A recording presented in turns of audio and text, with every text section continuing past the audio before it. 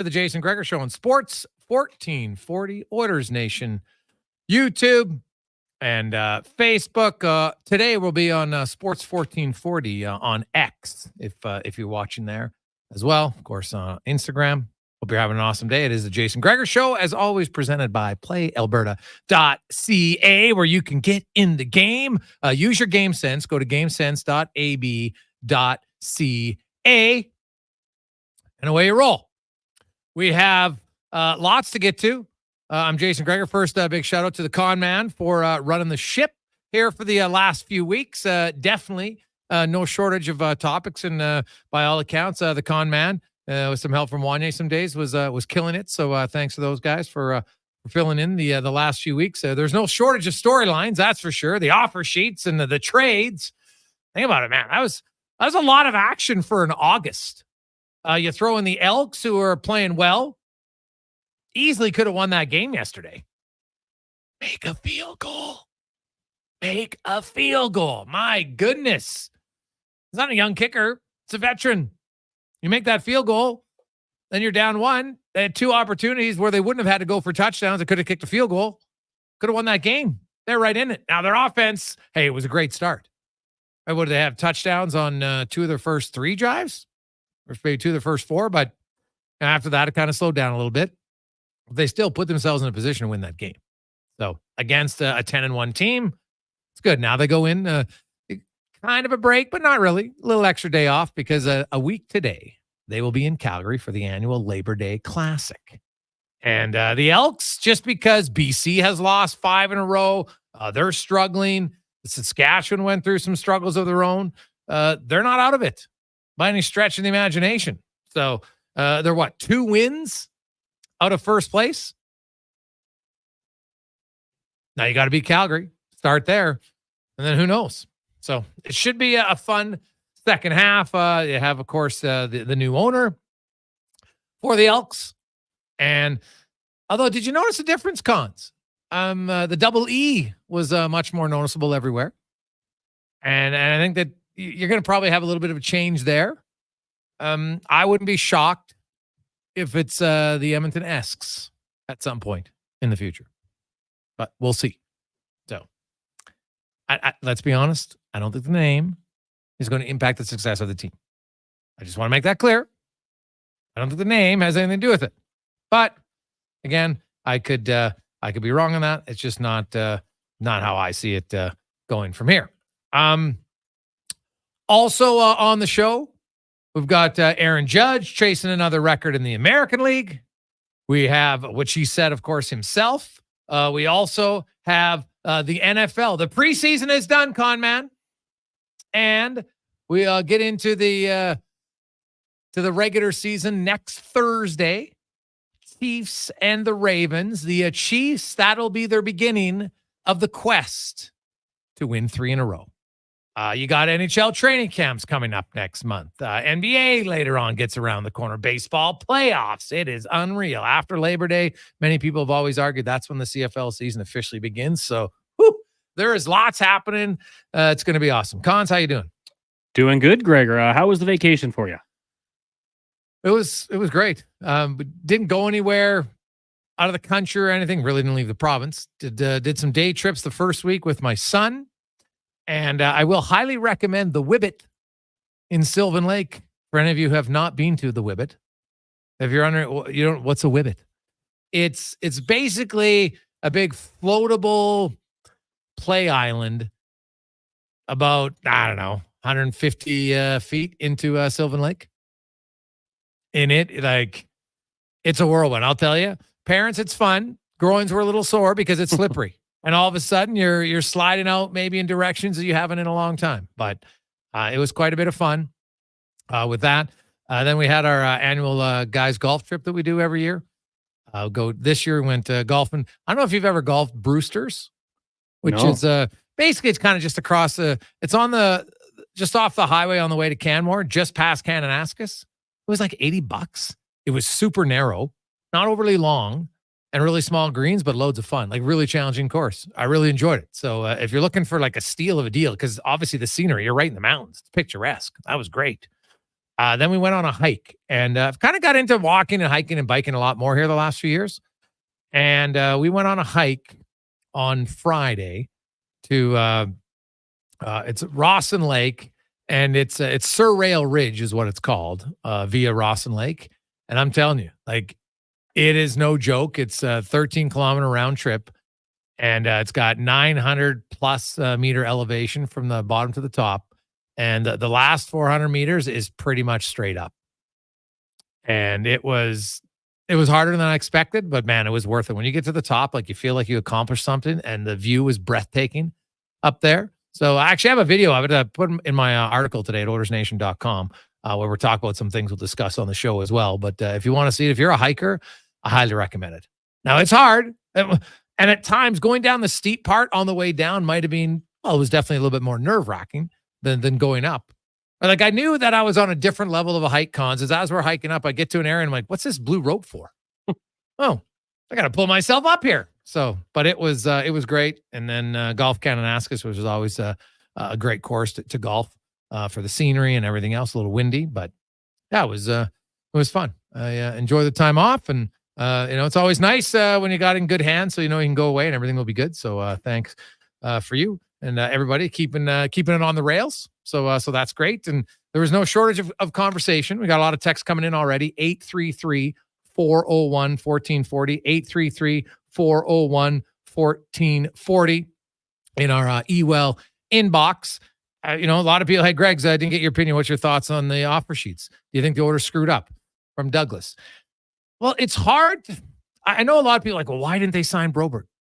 Philip Broberg asked for a trade in January. You were never signing him. Why would he? Hey, guys, can you trade me? Oh, by the way, you want me to sign a 2-year extension? Okay, sure. Right? Like, it's not realistic. That wasn't going to happen. So that's the one thing. Number two, the Holloway one, I think you can make an argument on all sides where you say, hey, could Edmonton have matched that one? It's 2.29. It's not crazy. And it's not a number that I look to say, well, if Dylan Holloway scores 13 to 15 goals and has 30 points, well, then he's living up to his contract. So I don't think it was outrageous ask that he could do that. Now, on the other side, I look at Dylan Holloway's side. Like Broberg, it's impossible for me to question why he signed that contract. It's a massive raise. Right? It's all based on potential, significant potential. The Oilers couldn't match it. The minute it came out, I was like, well, they're not matching that. They just couldn't. They couldn't do it. And could they have done something to prevent it? Maybe. But I think it's difficult. It's always easy in hindsight to say, well, they should have done this, but he wasn't going to sign a contract extension. And when he's in the minors, are like, you're going to offer him $3 million extension? Keep in mind, as I said, the only time I thought maybe the Oilers could have said was in the playoffs before they played Broberg against Dallas to say, you know what? We're going to play Philip now, but we'd like him to sign a 2-year extension. Now, some people might say, wow, you're kind of threatening with the fact of, what, you're not going to play him afterwards? Valid point. But hey, there is the business side of it. So who knows? But obviously that was never discussed and didn't happen. And then once the season's over, I'm sure they go, hey, you know what? 1.3, 1.5, whatever the number is. But nobody would have thought Broberg was going to get $4.6 million on a 2-year deal. If it would have been an 8-year deal, you might be like, well, okay, maybe I think he's going to have potential long-term, but on a 2-year deal. And the thing is, for Broberg, like, I saw some other people saying, well, you couldn't keep him because it shows he's not committed to winning. And I'm like, I think it's unfair to suggest that Philip Broberg should have, quote, taken less money because other guys who are veterans, who, by the way, have made over $50 million. Adam Henrique. Adam Henrique is what? So he signed his, he had his first deal. He was making like $5.75, right? Then he signed for 5.8. It was like $35 million. Then his next deal was a 7-year deal at 4. So that's 28. Well, there's $63 million right there. Not to mention the $6 million he just signed to be in Edmonton. Like it's easy to say, well, I'll take $1 million less once I've already made 50 mil. Right? Like he has generational wealth. Leon Drysdale, his last contract was worth what? 68 million? His next contract's going to put him over 120. He's got generational wealth. Heck, Jeff Skinner, same thing. So it's easy for those guys to, quote, take a discount when you've been making millions and millions for years. Philip Broberg, you know how much money? So keep in mind, Philip Broberg's on a 3-year entry-level deal. He's played 81 NHL games. Now, how many times has he healthy scratched over that time? I'd have to go back and look, right? Because in your days on the, let's just say he was on an NHL for 120 days, for argument's sake, out of those 81. Heck, maybe even make it 140. I don't care. That's a full season. That's one. The other 2 years, he's making $70,000 a year.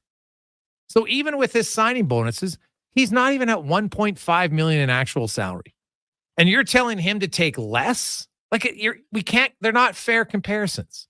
So I have no ill will, and I don't think anybody should, to suggest that Broberg was not in line with everybody else, because it's an unfair comparison. If somebody who's made, because did Leon Draisaitl take a discount on his first contract out of ELC?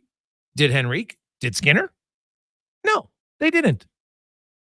So how can you ask Broberg to do? And honestly, I don't believe the players would have, because they understand it's the business side. And then the other argument is, well, he's not going to win a cup there. Is he for sure going to win a cup in Edmonton? No. He has a better chance, yes, but not 100% guarantee. So to me, I can understand why. Like, I think honestly, if that was your son and he came to you, even if you're the most diehard Ardent Oiler fan, I don't think there's any chance you're, wow, you know what, son? Just take the 1.5 and you know what? You'll earn it back later. How? I don't see how. Because in Edmonton, he's not going to get first unit power play time. So not only is he getting bigger money in St. Louis, he's also getting more opportunity. Because with Evan Bouchard here, he wasn't going to be on the first power play, nor should he be. You're not bumping Bouchard off the first unit, right? Doesn't make any sense. So I get why he did it. And I'm more curious to see, is that, like, I'll tell you right now, players and agents hope this becomes a new trend. But it's a risky trend. Make no mistake.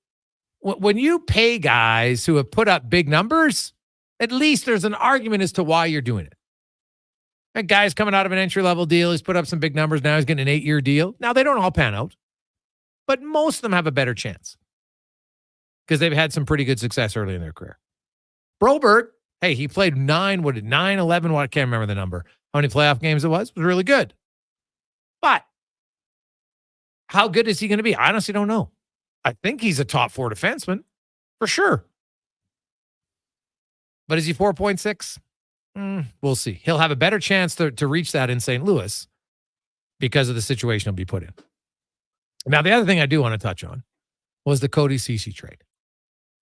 And I understand why you make the trade when you look at salary cap for the Oilers. They don't want to be starting the season in LTIR, which is where they would be if they didn't trade Ceci, because Evander Kane's not going to be ready to start the season. Now, Kane can stay on IR, but he couldn't be on IR and have Ceci on the roster. They don't have enough cap space. Now, Cody Ceci, here's some fun numbers for you, Cons. In the last decade in the NHL, Cody Ceci has played the 7th most games by a defenseman. He's played the 18th most minutes. He's never on the power play, and he still has the 79th most points in that time. Oh, also the most Game 7 goals. Cody Ceci was not nearly the debacle of a defenseman that some people like to project him as. I'll say this. Ty Emberson, if he could have a career like Cody Ceci, he would do cartwheels. The Oilers would do cartwheels. Oiler fans should do cartwheels. Cody Ceci wasn't nearly as bad. He was never paid to be a dynamic player. He was a solid NHL defenseman. Probably still will be. Now, he's going to go to San Jose. He's probably going to have some ugly goal for against numbers because that team is not very good. Right? Ty Emberson, for the future, I get the upside of making the deal. I understand it. Throw in the cap space, I get it. Now, if Ty Emberson can become a Cody Ceci-like career for a decade where he plays tough minutes, because Cody Ceci, for a lot of those years with a lot of different coaches and a lot of different organizations, they all kept playing him. So he's not nearly as bad as you think he is. I don't think he'll be as easily replaceable as some people think. Cody Ceci against Dallas and Florida was outstanding for the Edmonton Oilers. It was really good. So that's now Emberson, I think, could be fine, right? He doesn't have to put up huge offensive numbers, and defense is his calling card. So that's a good thing. And the cap space is fantastic. Under $1 million. But now this is the worst case scenario, of course. What if Evan Bouchard gets hurt? Even if it's 20 games, look at your right side defense. Like it's fair to be concerned about the right side of the Oilers defense heading into the season. Now, Troy Stecher, competitive guy. I think Troy Stecher can be a solid regular season NHL defender for you. I'm not sold. You can play him a ton in the playoffs because of his size, and I just look at the overall size of NHL defenseman. He's not a top pair guy who's on the power play, so I'm not sure you can really play him there. So I think in the regular season, though, he'll be fine up until the deadline. Emberson, put in the right situation, like if he's playing with Kulak, at times he's got a chance to look better than he did in San Jose. Not that he looked poor by any stretch, but you're going to a cup contending roster compared to a worse team in the league roster. At times, it's going to be easier to play because you have more better players all around you. So, hey, Gregor, what's the risk for the Blues? I see zero risk on their side. Also, how do performance bonuses work? Couldn't the Oilers have offered Holloway and Broberg those? From Rick. Rick, no, the only players who are eligible for bonuses are players on their entry-level contract or players who are over the age of 35 or the rare case of a guy like Connor Brown who missed basically an entire season due to injury and then has a contract come up at the end. Now, if he had missed an entire season and then he still had 1 year left, and after that year, then he's not eligible for bonuses. He was only as contract expired at that point, and he missed the entire year due to injury. Played, 4 games?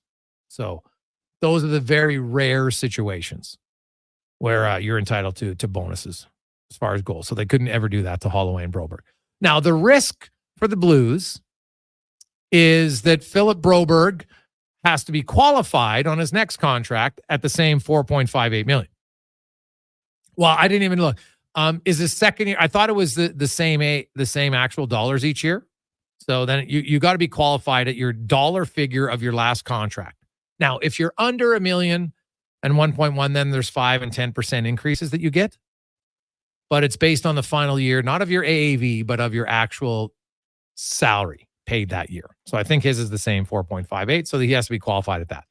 So yeah, there's kind of low risk for St. Louis in this case, because I don't think that his caps, like let's say Broberg has an okay year this year and doesn't live up to 4.58. They're not really a team anybody expects to be competing for the cup, so it doesn't really hurt them. But if he gains experience and then next year he plays really well, and then by the third year, you're like, hey, we got a really good player here, then it works out. Coming up on the show today, we're going to hear from John Hodge. We got Cam Tait, and Yavid will join us. We'll talk a little Cowboys. They're always an interesting team when it comes to the preview. Andy Petrillo will be by. We got Kevin Woodley talking more goaltending. Spec, Wanye Gretz on a busy Monday afternoon. The Jason Gregor Show presented by PlayAlberta.ca.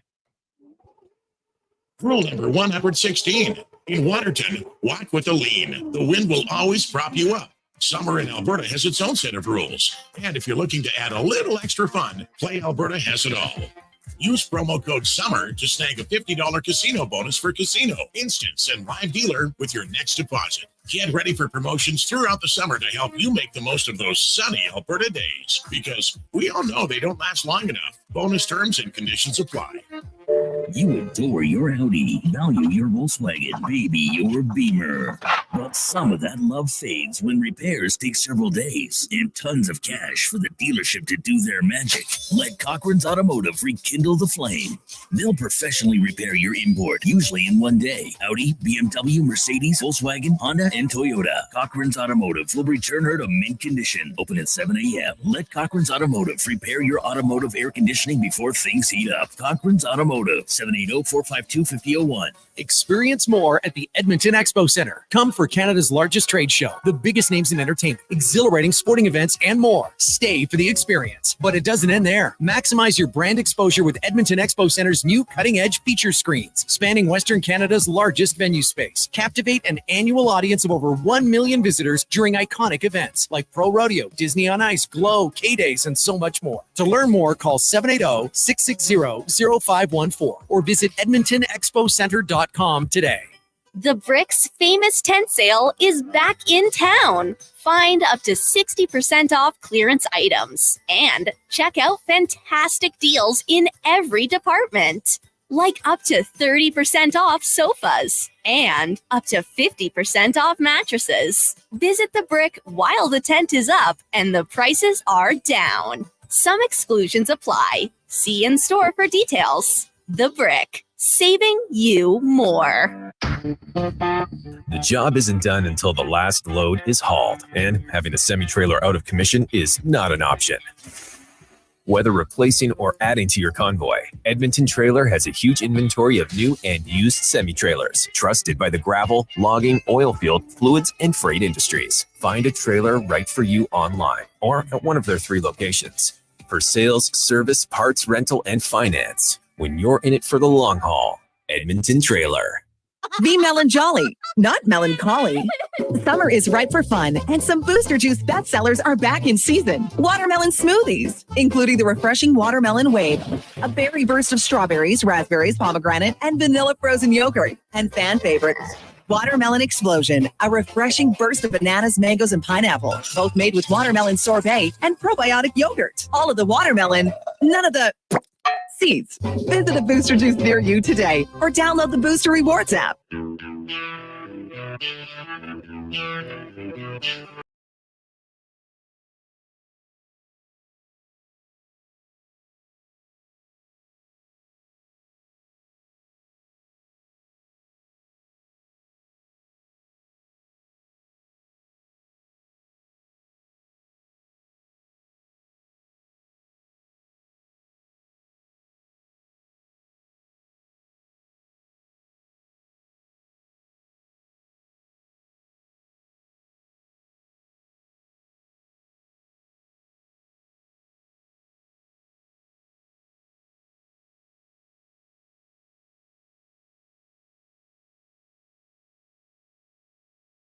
Welcome back. Gregor Show, as always, presented by PlayAlberta.ca. Hope you're having yourselves an awesome day, big week. Many of you, your kids are going back to school, some for the final year in grade 12, others for the first time, and then everybody mixed in between. So hopefully your kids still enjoy school. It's not too painful. I know depending on the child, it can be a tough one. I know some parents are fist pumping, celebrating when the kids go back to school. So I think like there's a certain age that eventually like they like school. It's kind of bearable. Like when you're young, grade 1 and 2, oh yeah, school's great. I'm so excited to go back. My son's going into grade 5 this year. And the excitement is waning. He's excited to see his friends, but it's obviously, it's had a good summer, right? He's on the trampoline. He's going biking, doing lots of stuff, going to play video games. Like, I get why you'd rather be out of school. Like, think about it. It's like anybody who gets, well, you know what? You can have 2 months off of work and then you got to go back to work. Are you excited to go back to work? Maybe not as much as I would be if I could stay not working. So I get it. But kudos to all of the teachers. I think a very underappreciated job that most of us would not want to do and in some cases could not do. But it is a tough gig. So to all the teachers out there, I applaud you for a job that is seems to be more challenging by the day when you consider some of the class sizes out there. So hopefully you get a good class of kids. That would be nice. Now let's get to our big guest of the day brought to you by Silent Rides Charter Company, one of Alberta's premier bus charter companies with state-of-the-art motor coaches that will safely take you or your group to your next destination. Go to silentrides.ca and book your ride today. As John Hodge, CFL insider and reporter with 3 Down Nation, joins us. And John, the Elks, they are a team that can find ways to lose, and their veteran kicker with another blatant miss that cost them an opportunity to not have to gamble on third down twice late in the game, because if he would have made that field goal with whatever it was 6.5 minutes left, then they could have just kicked another field goal to win the game. But Edmonton's, they've had some tough losses. Where do you view them as a team overall? Well, I think you have to be encouraged despite this loss. I mean, the Alouettes are 10-1 for good reason. You're playing in front of not that Montreal's the hardest place to play. It's the hardest place to watch games on television because of those bloody air horns they have playing all the time. But that's a different story. Losing stinks.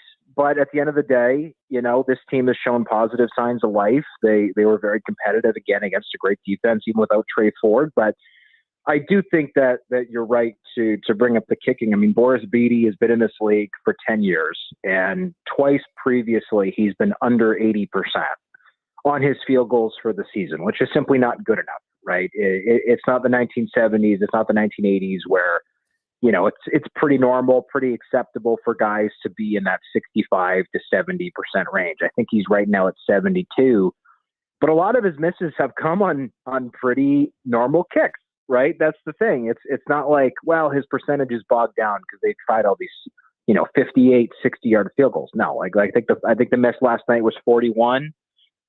You got to be putting those through the uprights, especially in the fourth quarter, as you said, because that did have a massive impact on the strategy for interim head coach Jarius Jackson moving forward.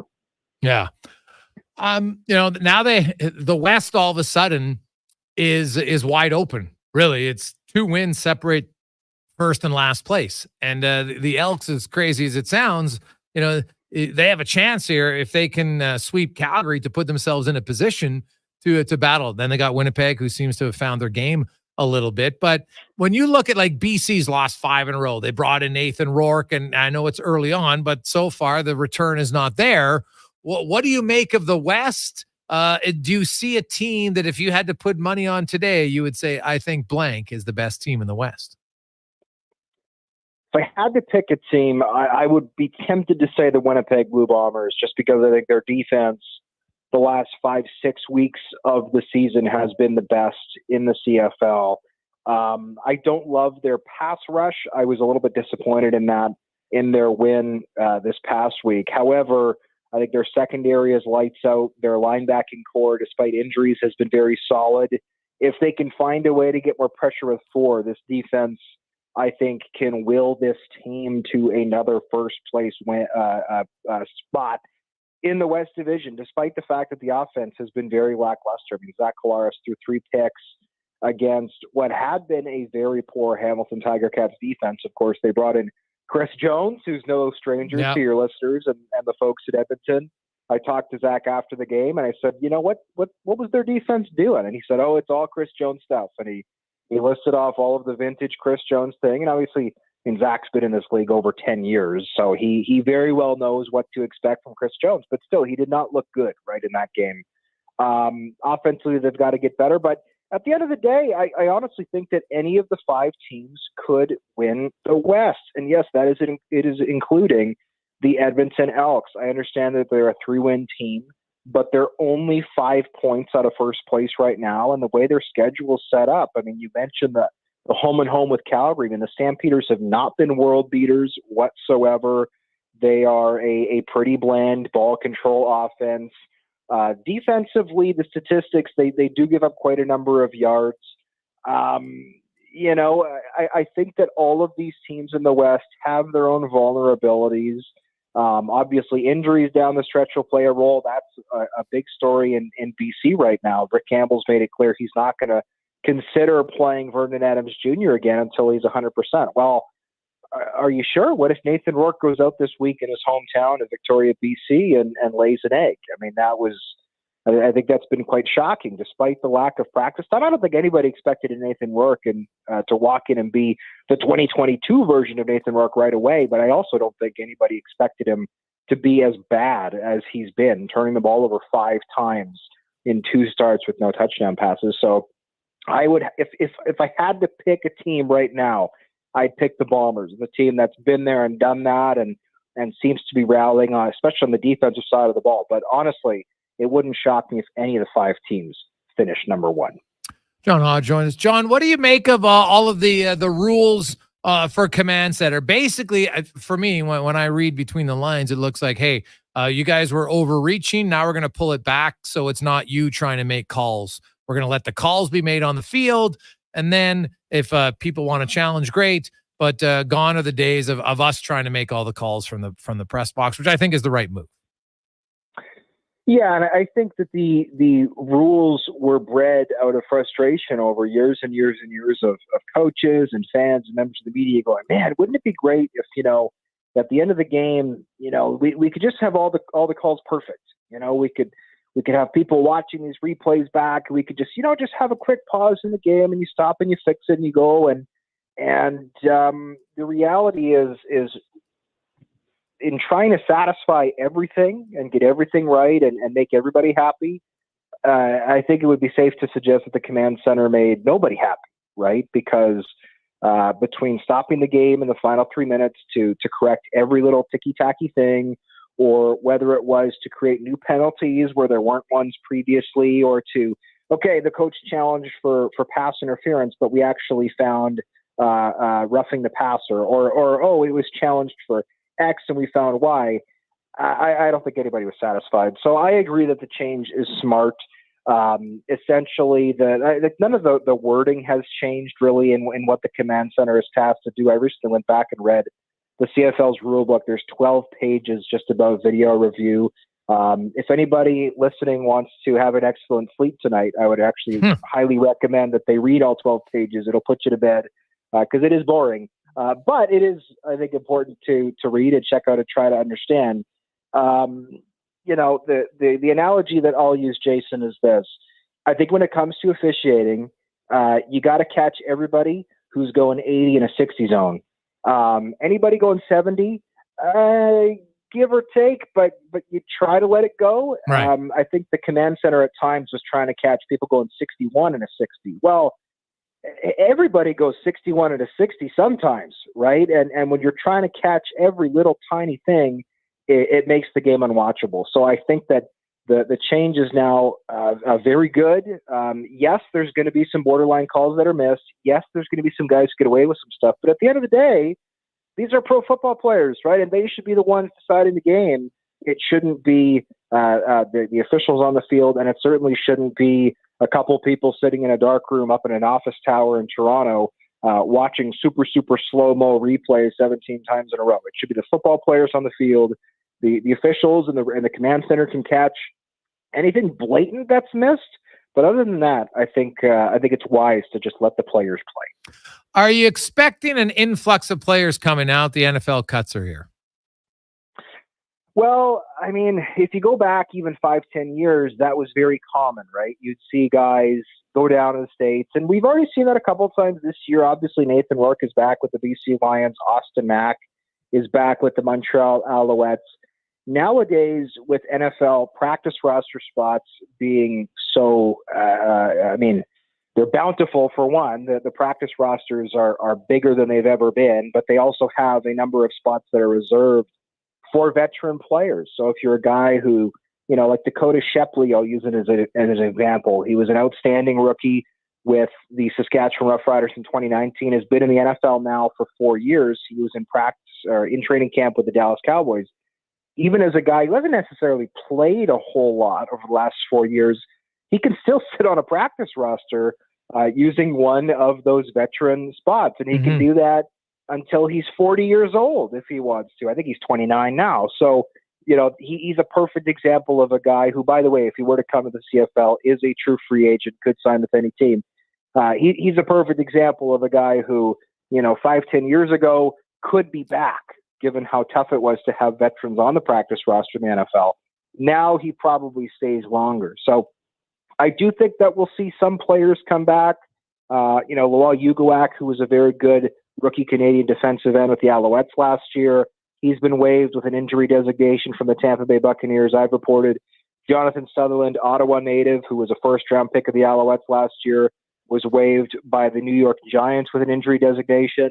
So I think we will see a couple more guys back, but it's not going to be like the Cavalry a few years ago where there's a big influx, the first week of September. It might be a little bit more of a slow trickle given the changes that have happened in the NFL. Any free agent kickers you think the Elks should be looking at?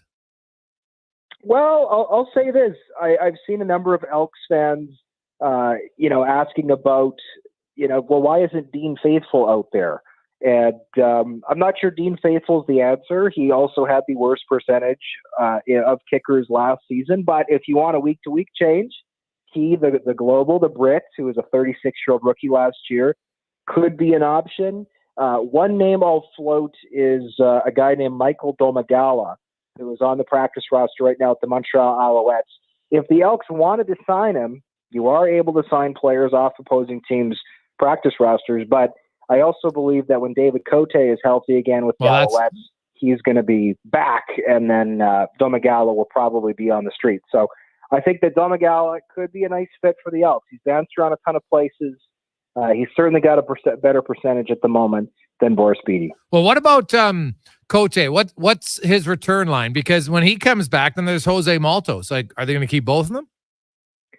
Well, Jose Maltos was on the practice roster for the first part of the season, and when David Cote got hurt, they called up Maltos and they put Domagala on the PR. So I think Montreal's strategy is to have, one kicker on the active, one on the practice roster. I don't have an update, admittedly, on Cote, but I don't believe it was a season-ending injury. So if Cote were to return, I think Domagala comes available. Or, again, the only rule is when you sign a guy off a practice roster, you have to get him on your active roster. So if the Elks were to have an opening, Domagala is Canadian. Boris Beatty, though he was born in France and played collegiately in Canada, he does count as an American. So it's actually easier to get Domagala or another Canadian kicker who might be available on the roster than it is for to get a guy like Boris Beatty. So it's interesting. Yeah, well, no, I was curious about Cote, because if they bring Cote back and then they put Jose Maltos on the practice roster, well, I would sign him off the practice roster in a heartbeat.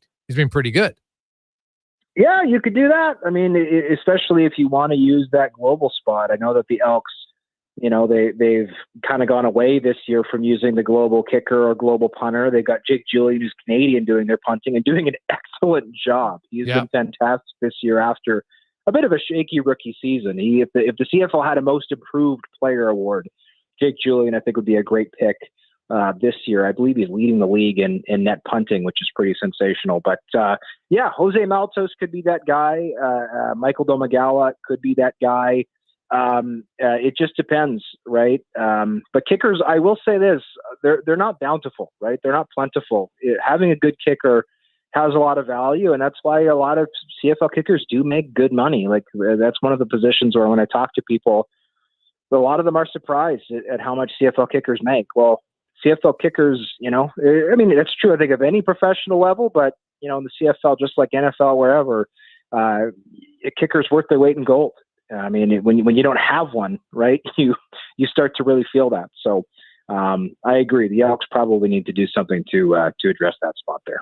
John, appreciate your time, man. Thanks for this. Enjoy the week. Enjoy Labor Day. Thanks, Jason. Anytime. There you go. That is John Hodge joining us from 3 Down Nation. And it is interesting. If you look at for the first time, and geez, I can't remember, but Hamilton and Toronto aren't playing back-to-back in Labor Day. Con man. That's gotta be, I can't remember the last time that happened. I'd have to look that up. It's a little oddity coming out of the schedule this year. So no back-to-back for Hamilton and Toronto.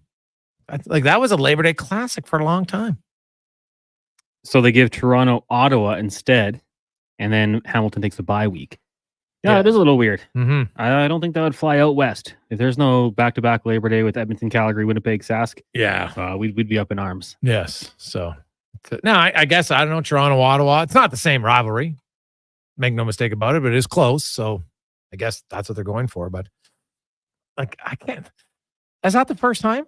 Anybody out there? I don't recall it. So it doesn't mean it's never happened before, but I can't remember the last time they didn't play back-to-back. Obviously, excluding the season where there's no games. Don't text in 2020 because that year doesn't count, of course. But we'll see. 241. Under the no surprise of the day comment, Aaron Judge has been named the AL Player of the Week. And that guy's absolutely ripping it. There's lots of, like, Bobby Witt's having an unbelievable year. Bobby Witt, he needs 9 more total bases, and he'll reach 900 total bases in his first 3 seasons.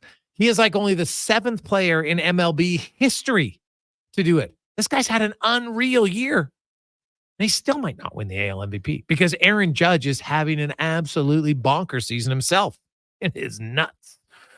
Nuts. Like, he's got, what has he got? The second best hitting percentage behind Witt. He's got the most home runs, RBIs.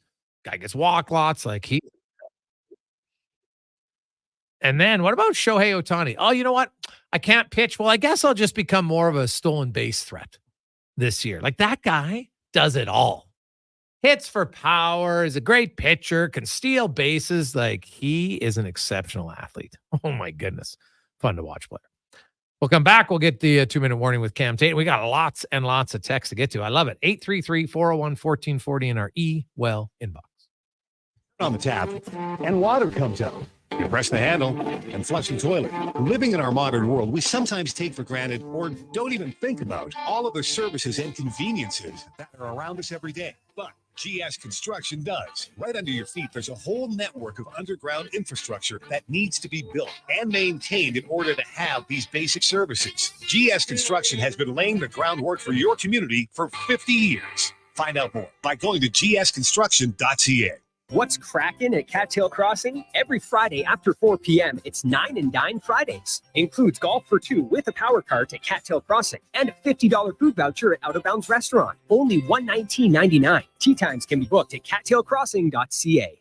Wow, get ready for a silly hockey fans. Your partner in power just skated onto the ice. EWEL.ca, the new e-commerce website for electrical wholesalers Edmonton, is ready for the power play 24/7, 365. UL skates to where the puck will be in 5 years. Now that's forward thinking. Killer selection, slamming products from the best brands, and legendary service. Don't sit on the bench. Get your account today at EWEL.ca and win that project. Plug into your partner in power. Get an EWEL.ca account today. I'm Colin Livingston, president of Cantork. Since 2016, we've been at the forefront of hydraulic torque wrenches in Canada. I'm delighted to share our latest venture, in-house production for quicker turnaround, superior quality, and heightened versatility. Experience excellence at cantork.com. Bringing every project to life requires the right team. By joining the Champa Machinery Group service or sales teams, you can be part of setting a new industry standard. Now, you're back. Does that mean me and my wheelchair can't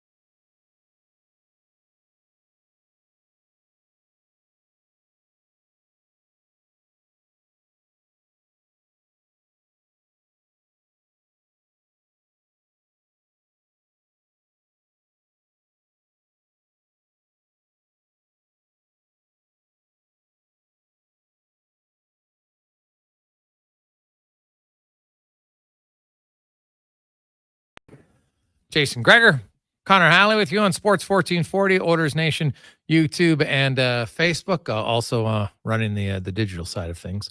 We have Declan Kruger.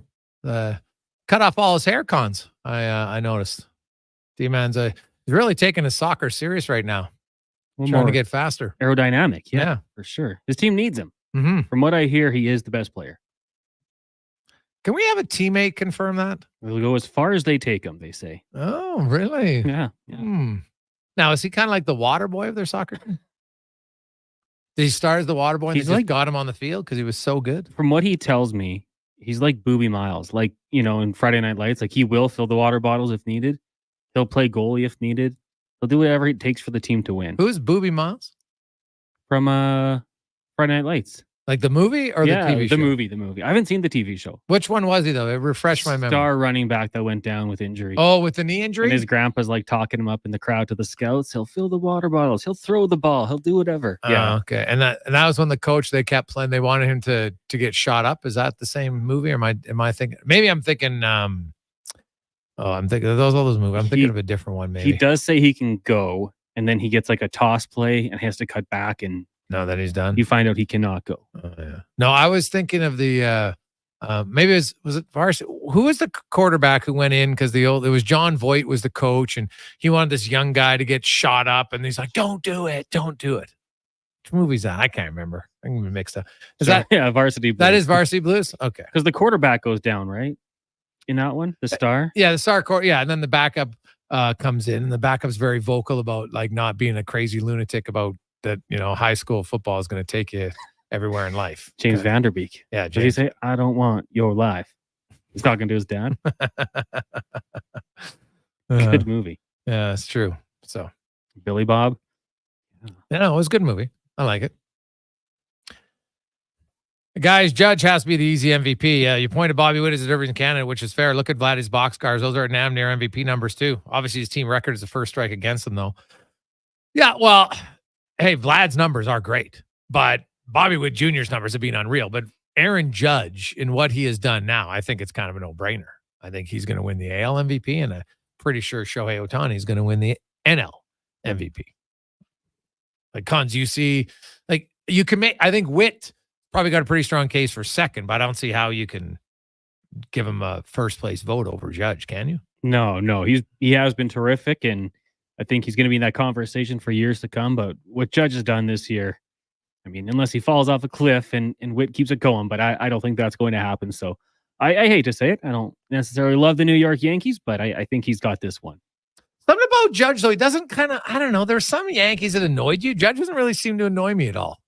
Right? He just kind of like, goes about his business. He's good at it. Doesn't, like, I know, like Derek Jeter, I don't know what it was. I always thought he was really good, but I don't think he was as great as he was portrayed by some people. Whereas Judge, I'm like, this guy's unbelievable. So, we'll see. Hey, guys, the organization should have moved Broberg rather than wait until the final hours of the offseason and squeeze him into another deal. So I can't let them off the hook. They would have known the situation better than anyone. I can understand from the player's standpoint why you sign it. There was nowhere for him to play in his normal side. I would have moved Kulak for assets and gave him the third pair spot.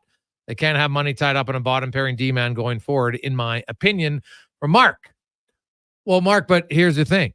Your theory makes sense, except if I'm Philip Broberg and I know another team's out there is going to offer me way more.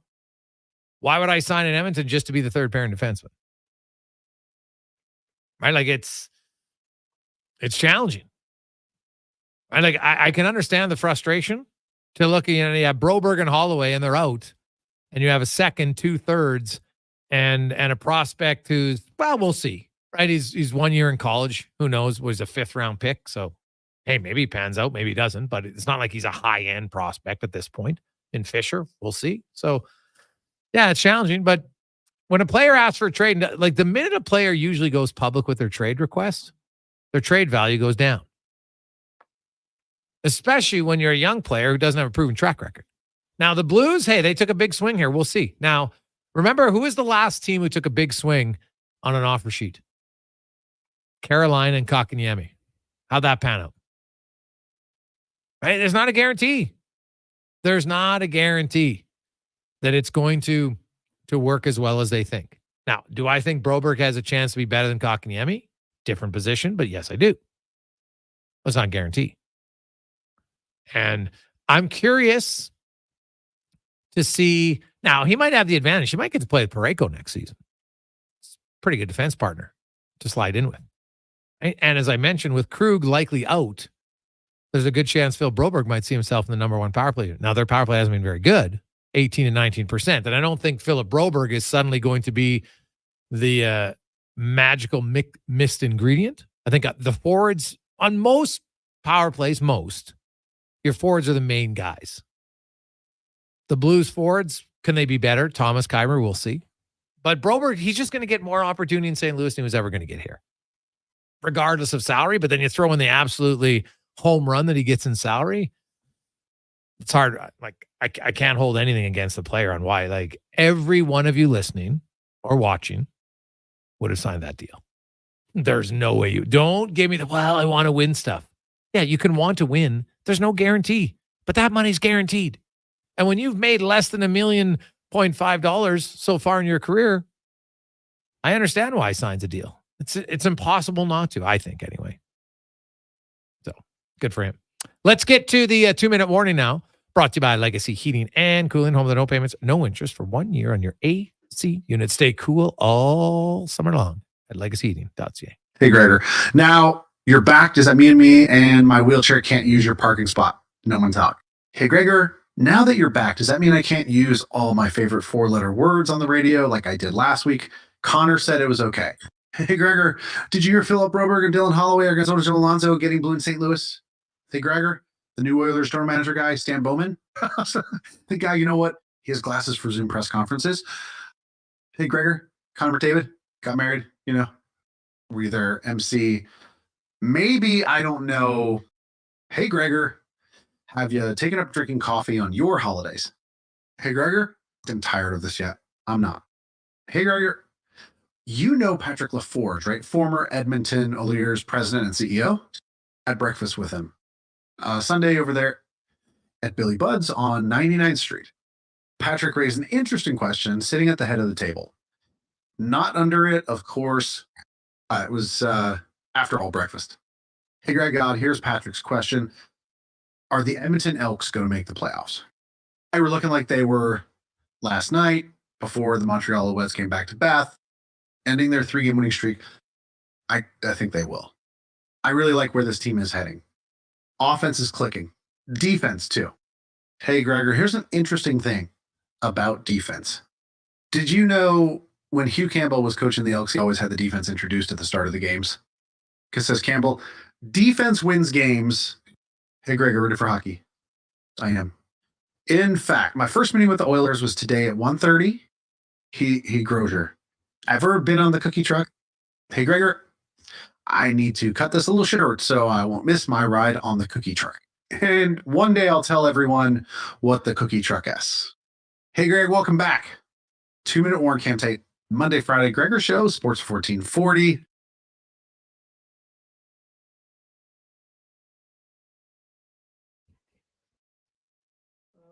You didn't get into coffee, did you? I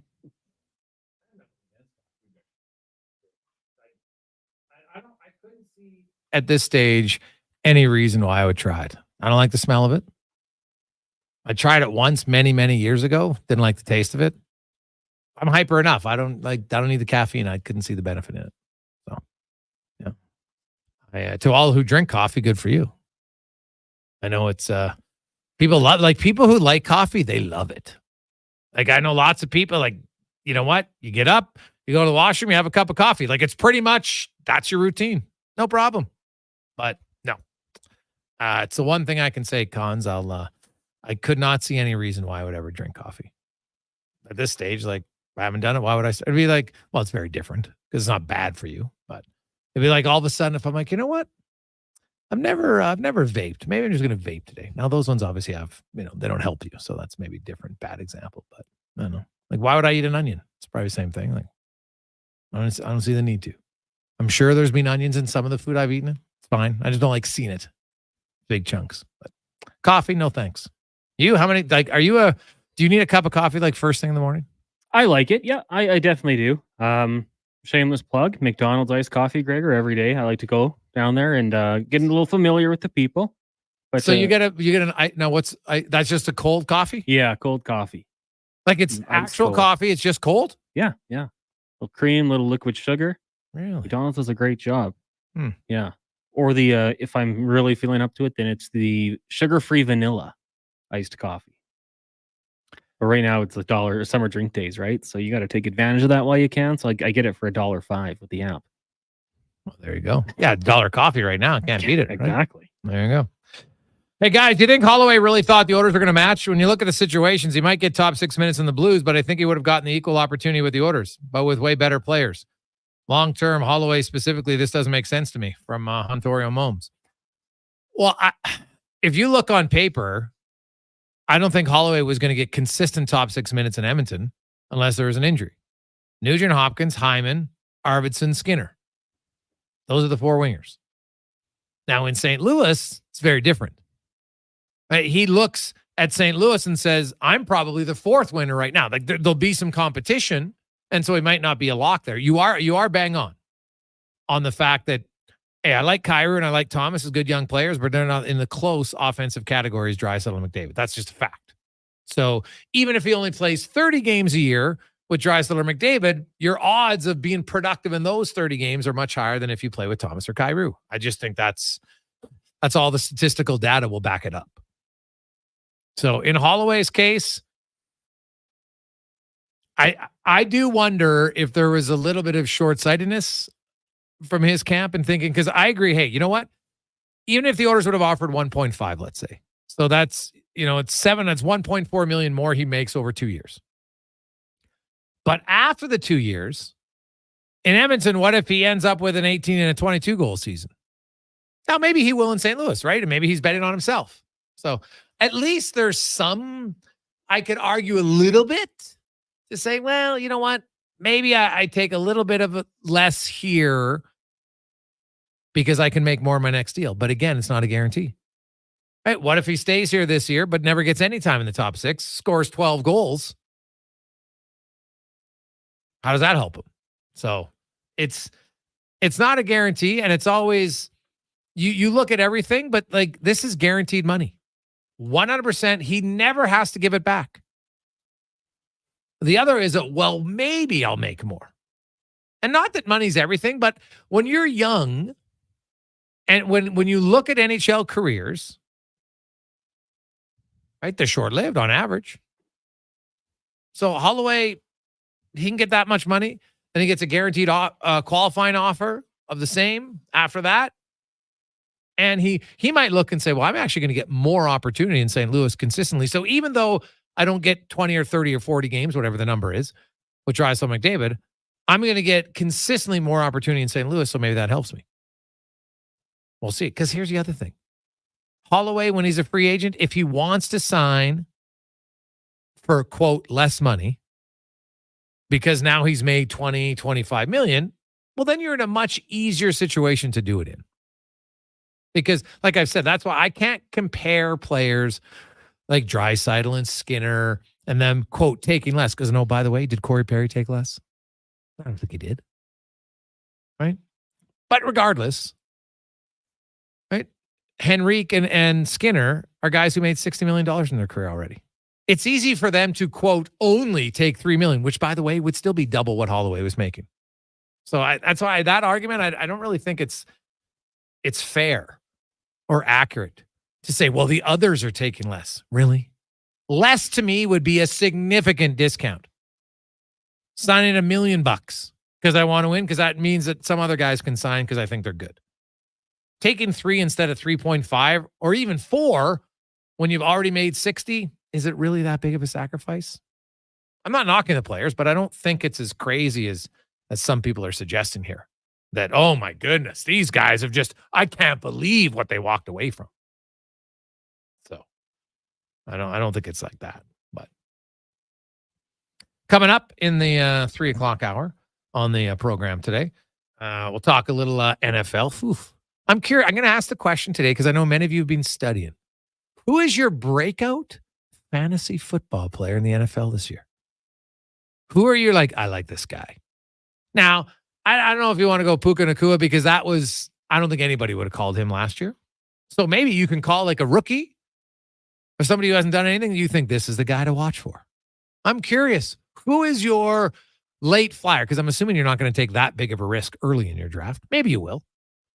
But I'm curious. We'll get Con's thoughts on this and more after a Connor Halley Sports 1440 update brought to you by Ewell, supplying the city of champions in all of Alberta with great electrical gear since 1976. Order yours now at ewel.ca.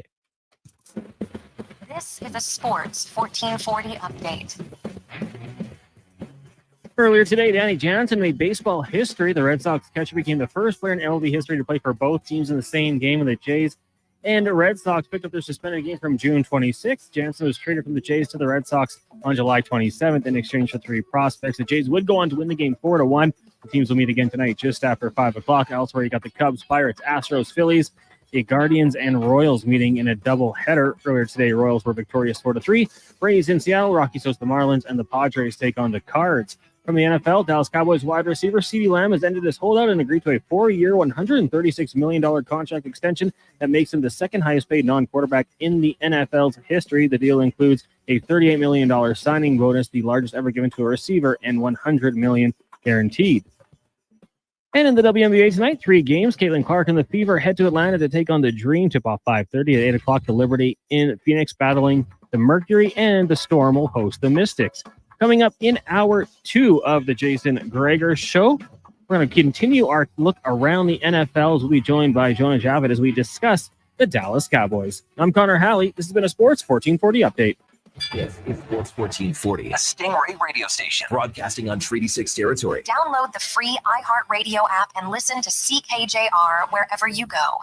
The road lays ahead. Your potential destinations are endless. Volvo Cars Edmonton gives you choice to match. Right now, lease a new 2024 Volvo XC90 from 0% for qualifying loyal customers, or save $7,500 on all new 2024 XC60 Recharge plug-in hybrid models. All demo vehicles come with a free 10-year, 1 million kilometer warranty. No matter what you decide how to move forward, your first choice is Volvo Cars Edmonton. VolvoCarsEdmonton.com. 1205 101 Street Southwest. Be melon jolly, not melancholy. Summer is ripe for fun, and some Booster Juice bestsellers are back in season. Watermelon smoothies, including the refreshing Watermelon Wave, a berry burst of strawberries, raspberries, pomegranate, and vanilla frozen yogurt. And fan favorite, Watermelon Explosion, a refreshing burst of bananas, mangoes, and pineapple, both made with watermelon sorbet and probiotic yogurt. All of the watermelon, none of the seeds. Visit a Booster Juice near you today or download the Booster Rewards app. You've got a go-to coffee spot, a trusted barber, even a lucky game day jersey. But when it's about looking your absolute best, there's only one name you need. Mr. Dirk. Family run since 1939. We're experts in crafting impeccable tailor-made suits and offering a wide variety of everyday styles. Pair that with personalized one-on-one fittings and the convenience of on-site tailoring. Mr. Dirk elevates your style game. Visit our Edmonton store or explore MrDirk.com. Score big on style with Mr. Dirk. Here's Dr. Vance Elliott to talk about Advanced Hair and Skin Surgery's new website. We needed to spruce things up a bit and give it a modern look. Sounds like your website needed a little surgery. Exactly. It's easier to navigate, much more user-friendly, has an updated patient gallery, and answers to the most commonly asked questions. There's even a section about you. I want you to know my story, so you'll be confident that I'm the right doctor to help shape your story. To learn more, check out the new website at drvanceelliott.com. Buying a vehicle at Sherwood Honda comes with 0% intimidation. Seriously, they want you to feel comfortable. So ask anything. There are no dumb questions. How does this car compare to that truck? Ask it. Could the payment be this much instead? Feel free to ask. At Sherwood Honda, you can ask anything without fear of judgment. Like, do you folks have a jingle? Okay, a few dumb questions. And if you have questions about car buying, it sure would make sense to ask Sherwood Honda.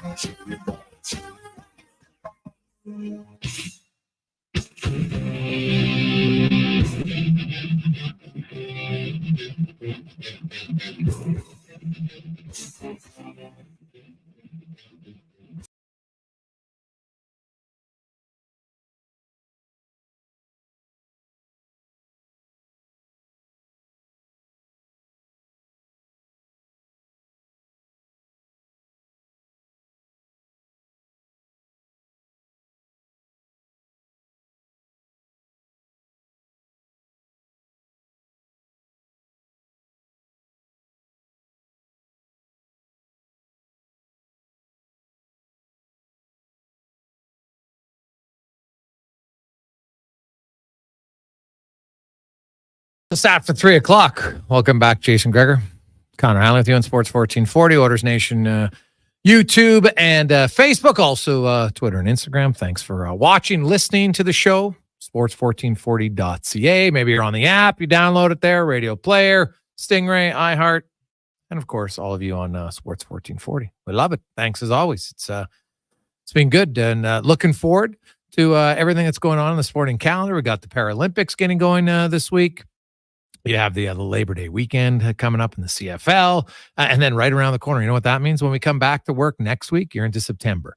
NFL season will be here next Thursday, followed up by NHL training camps. The Oilers, if you don't know, their first preseason game is less than a month away, September 22nd, against the Winnipeg Jets. It's actually 27 days from today. So 28 days, 4 weeks from today, the Oilers and the Flames will have a doubleheader. I don't even know. It's technically not a doubleheader.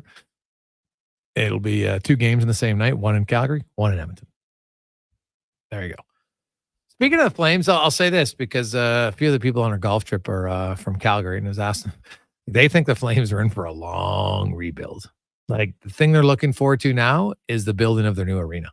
And it's kind of eerily similar to how it was in Edmonton back in 2013, 14, where you're just like, oof, this team is not good. Now, the Flames haven't hit that rock bottom yet. Them being last place, second last place, second last, like the Oilers, but they're kind of trending in that direction.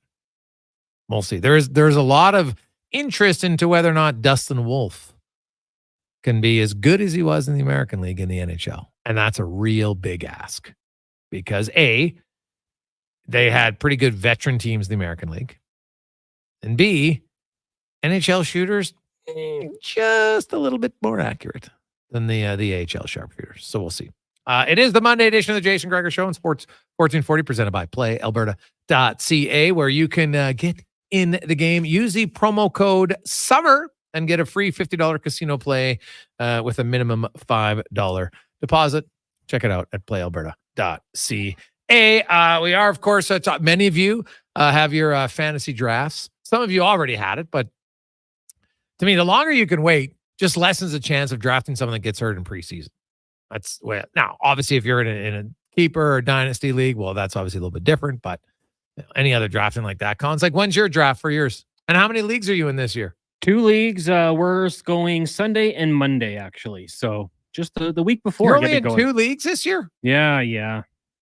When I'm in 3 or 4, it gets just too hectic. And I'm like rooting for guys in one league and then they're killing me in another league. I don't like that. So I limit it to 2. And then we're actually going to do something with Fantasy Frenzy. Raise a little money, do a little fundraising, and get a league going as well. So I suppose I will be in 3 when it's all said and done. Hey, boys, my predictions. Bijan Robinson will have the most fantasy points this year. And Xavier Worthy is the breakout guy in KC. Well, it's hard for a running back, I guess, if you're in a standard league. But if you're in a like quarterbacks, you're excluding quarterback position, I would think. Quarterbacks can get a lot of points, depending on what the makeup of your league is. But so Robinson, that's I know there's a lot of people behind him. Hey guys, I'm going Kamani Vidal for a breakout year, or Spears from Tennessee. What do you think, Cons? Oh, genius, whoever it is. Kamani Vidal, the Chargers, 3rd string back. You know, J.K. Dobbins at some point is going to miss some time. Gus the Bus Edwards probably going to be more of a goal line back. Seeing him in this run-heavy system with Jim Harbaugh and Greg Roman, I think that's a very good pick. I didn't see that text come in, but that person is very smart. That's a triple C in a truck. Wise guy. Very, very smart pick there. We're getting a lot of texts in for Calvin Austin III from Dave Q and Mike and Paul, Sam, all of you on the Calvin Austin III train. Good pick. Quarterback questions for sure. You know, with the Pittsburgh Steelers, if it's going to be Fields or Wilson, it's going to be Russell to start. For how long? Fair point. George Pickens, I think that's another guy who's going to get a boost there when it comes to the targets, and Freiermuth will probably get a lot too. He's got upside. Calvin Austin, I like him as a player, but I don't know if I'd be going for it this year. But hey, if you're in a deep league, stash him. Can work out pretty well for you down the road. Hey guys, I just want to chime in and say Tater may be my favorite segment on your show. Maybe it's because it's a little different. The fact this takes their point and refreshing are the bones of it, but the background story is very enticing. Cheers on your return and making a fabulous choice, bringing in Tater on the show. Have a wonderful week from Teabags. Well, I've always said, you know what, Tater's a pretty funny guy. And when we signed him up, and for those who don't know the backstory, Cam was born with cerebral palsy. Actually, his story is amazing because when he was born, and Cam just turned 65 last year. So this is a long time ago. But when he was born, we're a little bit different. The doctors had told his parents that they could just put him in a hospital, and because he was never going to amount to much. And his parents were like, politely, pound sand. And thankfully they didn't. And they always challenged him, tested him. Cam was born with cerebral palsy and, was in a wheelchair. But you know what? They thought he was never, going to be able to communicate as well as he does. And he does. And he's obviously very bright. So it's, he and his parents, he had to work for a lot. Like I remember Cam telling me, his dad didn't treat him very different. He said, you're going to do stuff. And it's the best thing you can do for your kid, regardless of ability or disability. And so it's fun that, he's always wanted to be on radio. So now through the wonders of technology, his words get to come to life. So it's a lot of fun every Monday and Friday here on the 2-Minute Warning with Cam Tait. Hey, Gregor, did you win your league last year? I thought I heard a rumor you did. If so, who's your number one pick? Wow, I did, finally. But I don't, so because I won, I have the last pick. So I picked 12. We have 2 keepers that you can keep at any different time. My keepers are Joe Burrow, who, because in our league, you can keep guys for a maximum of 3 years. But every year, so if you draft a guy, let's say in the 8th round, if you keep him the next year, it's your 7th round pick. Keep me after that, it's your 6th round pick. So I drafted Burrow many years ago. So I'm keeping him, I think, in the 9th. Yeah, because I drafted him in 11th. It's my second year keeping him. So I'm keeping him in the 9th. And then I have Seattle's running back in the 7th. So I got 2 keepers that are late that are, good. But a lot of guys have that. So when I pick 12th, there'll still be lots of good players available because anybody you pick in the first round, you can't keep. So there's always good players available, but I can't say who I'm going to pick because it all depends on who's going to go in front of me. There's always a few surprises, but I don't waste my time on thinking which team's going to pick which guys. I just kind of think which 10 players I think are gone or 8, and then I'll focus in around that because I can kind of have a pretty good guess on, like, Christian McCaffrey. Shocking. He'll be gone, right? Because he was number 1 pick last year. He'll be gone. No one can keep him. So I'm pretty sure he'll be one of the top picks. But I kind of have a strategy in place. But I'm not going to talk about it until after the draft, which is on Sunday. And I'm excited because I won our league without having to draft or trade my 1st or 2nd round pick. So, because that's usually what happens. You go for it. But then if you don't win, well, then you're struggling a little bit the next year. But luckily I didn't have to sell the farm to win. So I'd still be competitive. I'm only missing 1 draft pick, 3rd rounder. So it was worth it. Mike Evans was killing it for me in the playoffs last year. Killing it. So I like it. Hey, guys, I'd like to see Bouchard get some time with Nurse before they unload the Brink truck on Bouchard. They're definitely thin and vulnerable now at defense. They've been the most durable decor in the league the last few years. It's late in the offseason now to address depth. Not loving the PTO names being mentioned from Mark. Well, Mark, I'll tell you right now, like, if the Oilers are going to try to trade for someone, what are they offering? Right? Now, I guess you could offer up Savoy if you didn't want to disrupt your NHL roster. But if you're going to bring in anybody of substance now, then you got to ship out somebody with salary. That's just, that's the cap world. The PTOs, I saw it last week. People ask me, Barry, Schultz. I guess my question is why? You could do it, yes. But I would argue the Oilers might need more PTO help on their left defense. Because not only do they have Bouchard and Stetcher and Emberson and Brown, they also have Phil Kemp as a right shot defenseman. He played games in the NHL last year. Right? They have young Max Wayner, who they're very high on. He's a right defenseman. They don't really have any lefties at all. So, unless you think Connor Carrick's going to play, right? I don't think so. Now, the problem is the left defense free agents are Mark Giordano, who's 40 years of age, Goligoski, who's 39, Mark Stahl, who's 37. There is Tenorti, 32 years of age. If you were looking at a PTO, he might make more sense potentially, right? 32 years of age, field gap guy, physical. But there's not a lot on the left side. Now, Travis Dermott is 27, but I'm not sold that Travis Dermott can play, unfortunately, because of his health issues. So I don't know if he's available. Now, if he was, he's 27, that one would make sense. But I don't know. Like Justin Schultz, honestly, like what is Justin Schultz for your team right now? You have a power play guy in Bouchard. So Schultz doesn't kill penalties. Where's he fitting on your team? Like Tyson Barrie is kind of the same thing. I like Tyson Barrie, but how does he fit to help your team? Unless you think that you're like, you know what? He's going to play with Darnell Nurse. But like they must like something about Brown. They signed him to a 3-year deal very early in free agency. Right? They got Troy Stetcher. And like I said, I think Troy Stetcher can be just fine for you in the regular season. I won't be shocked if I see him play some games with Nurse. I won't be surprised at all. But I am agreeing with you, Mark. I don't think you lock in Ekholm and Bouchard and you have to play them all year long. They can easily be your break glass in case of emergency pairing because you know if you play them together, they'll play well. And because you want a good start, you might start with them. But by game 20, you're rolling. I could see them switching it up. I do know this for a fact. Paul Coffey last year, he switched to defense pairings at times because he wanted guys to be comfortable with other players, just in case. And then we saw it in the playoffs. So I won't be shocked to see him do that again. He thinks it keeps guys fresh. He thinks that it's a good backup plan in case of injuries and different things at times. You want to know how guys play with other players. So I think that's what they'll do. But yeah, the Oilers, I think their blue line's okay. Do I think it's cup contender? Today, no. But that's what the regular season is for, and that's what the trade deadline is for. So I'm not overly concerned yet about the Oilers and their blue line. So, hey guys, is KK going to make Monday show after the draft on Sunday? That's a good question. Yeah, it might be a rough Sunday for old Kevin Karius. Coming off a record-breaking year, by the way. Just remind him if you're listening to the morning show this week. KK, he was the Detroit Lions of fantasy football. He had the perfect season. If losing is your goal, he had the perfect season. It's hard to do, Cons. Like, that's a record, honestly. Like, it'll be hard to be touched. I imagine there was some pressure going down the stretch there, because you don't want to be the guy that loses to KK.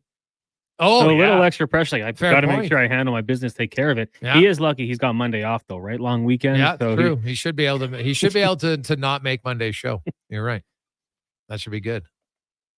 Hey guys, I just want to say how much I'm enjoying the station. Connor did a great job in your absence, Jason. It's really coming his own as a host. I have more praise, but deserves an email. What address can I send it to? Thanks, Mike. Mike, you can send any email to gregor@sports1440.ca. And yeah, hey, the con man.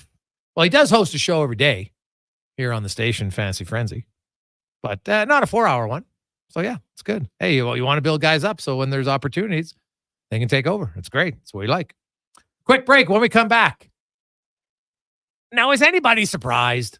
This seemed to be like scripted, exactly what was going to happen. And it came to fruition. We'll discuss it next on The Gregor Show, presented by PlayAlberta.ca. Rule number 37. Oak Island mosquitoes don't believe in personal space. Keep bug spray ready at all times.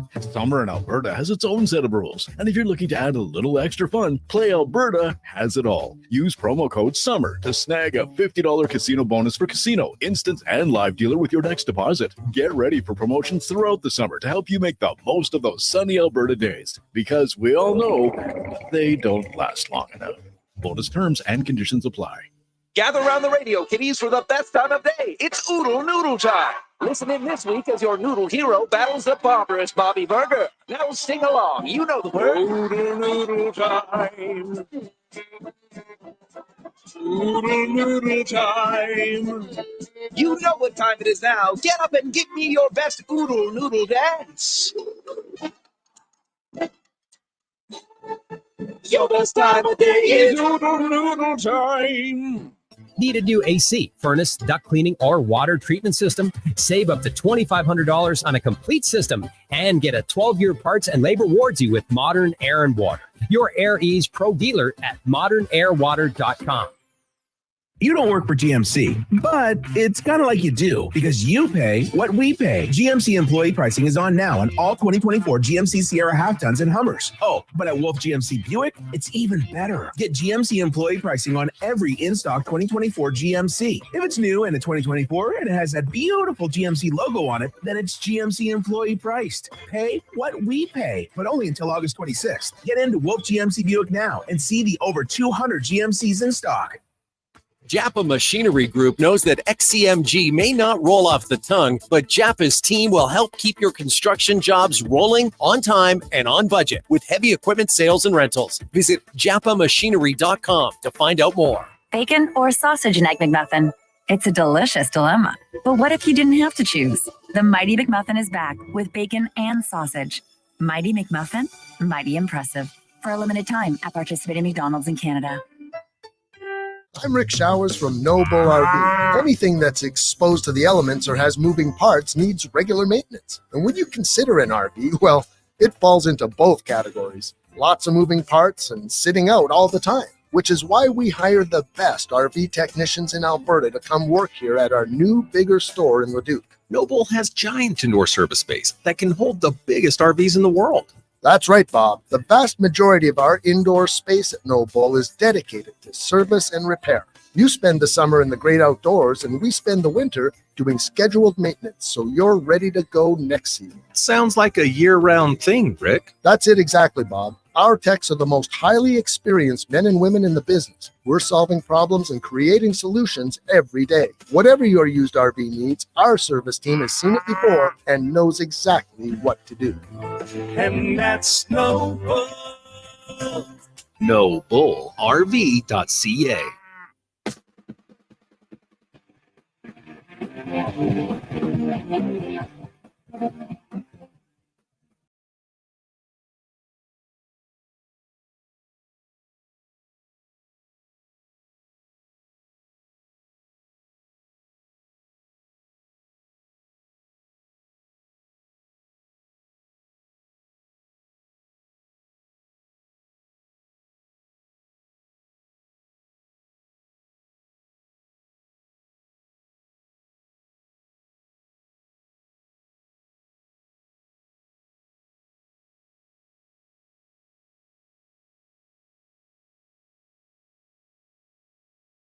$25. Welcome back on a lovely Monday afternoon. Oh my goodness. Well, we have a guest, but after our guest, we're going to have to talk about a story that's just coming down from Louisville. It's the old Maya Angelou. When someone shows you who they are the first time, believe them.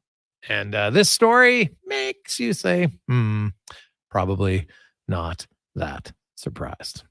So let's talk a little football right now in our football report brought to you by Legacy Heating and Cooling. Home with no payments, no interest for 1 year on your AC unit. You don't want to be hot. Remember last September, how warm it was? We'll stay cool all September long at legacyheating.ca.